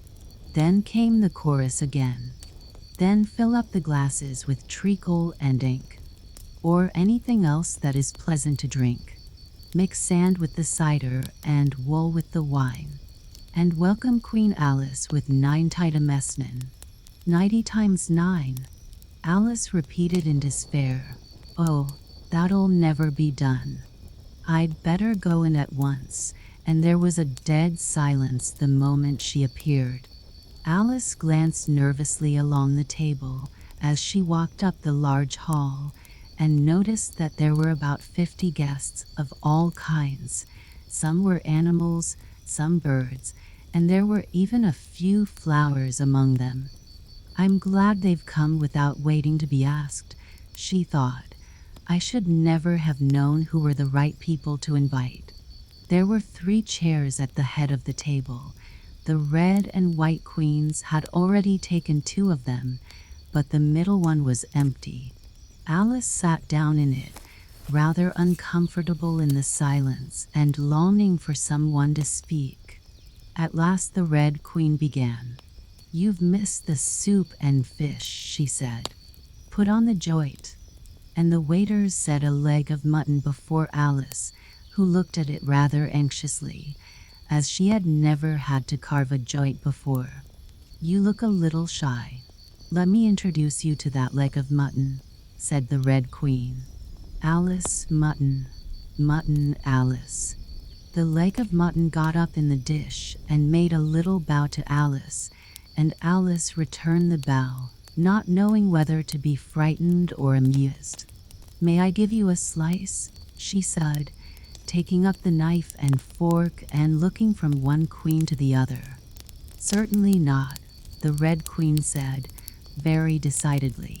"It isn't etiquette to cut anyone you've been introduced to. Remove the joint." And the waiters carried it off and brought a large plum pudding in its place.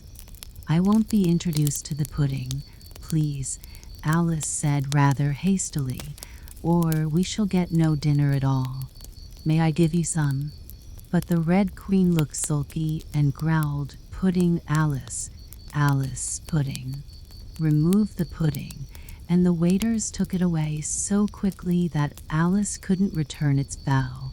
However, she didn't see why the Red Queen should be the only one to give orders, so, as an experiment, she called out, "Waiter, bring back the pudding," and there it was again in a moment like a conjuring trick. It was so large that she couldn't help feeling a little shy with it, as she had been with the mutton. However, she conquered her shyness by a great effort and cut a slice and handed it to the Red Queen. "What impertinence," said the pudding. "I wonder how you'd like it if I were to cut a slice out of you, you creature." It spoke in a thick, suety sort of voice, and Alice hadn't a word to say in reply. She could only sit and look at it and gasp. "Make a remark," said the Red Queen. "It's ridiculous to leave all the conversation to the pudding.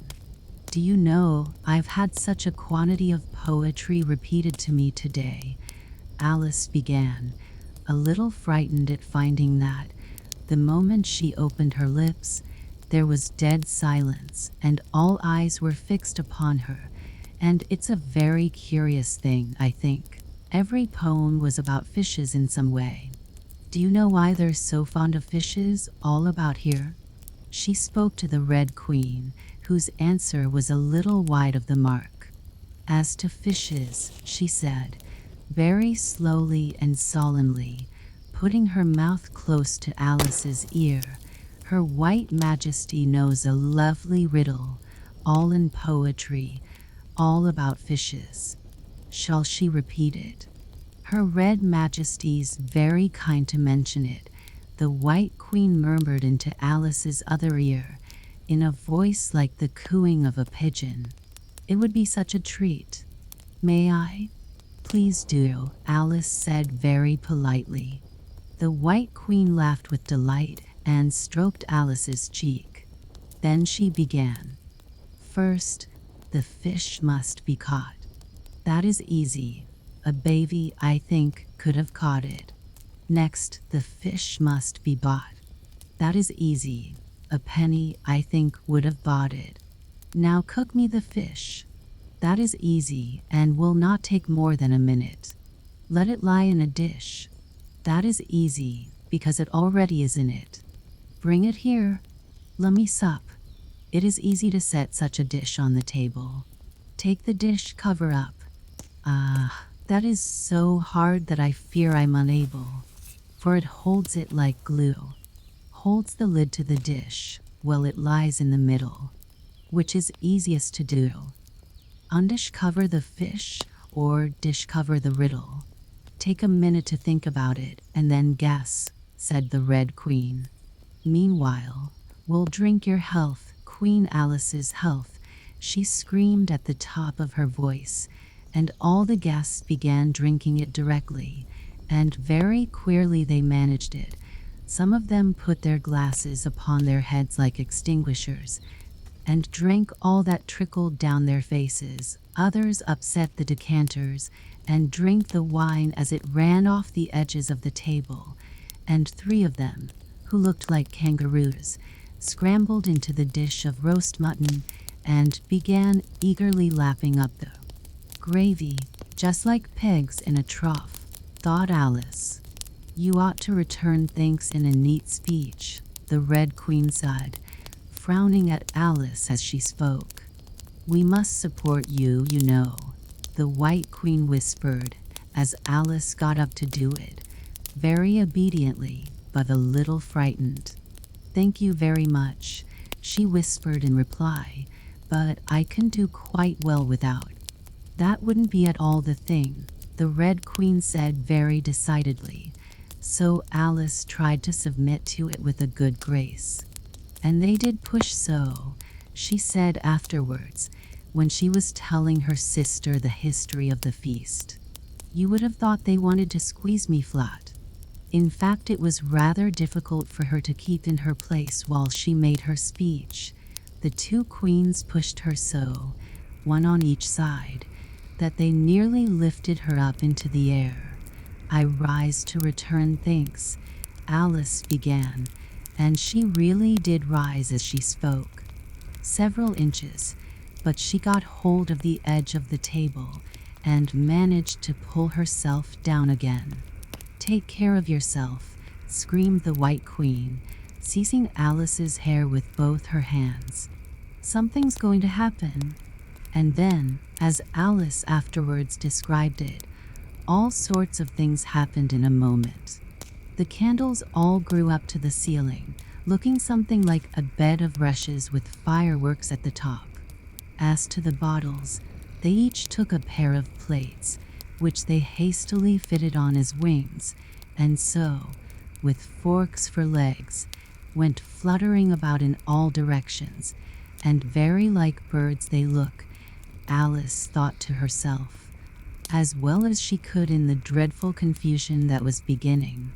At this moment she heard a hoarse laugh at her side, and turned to see what was the matter with the White Queen.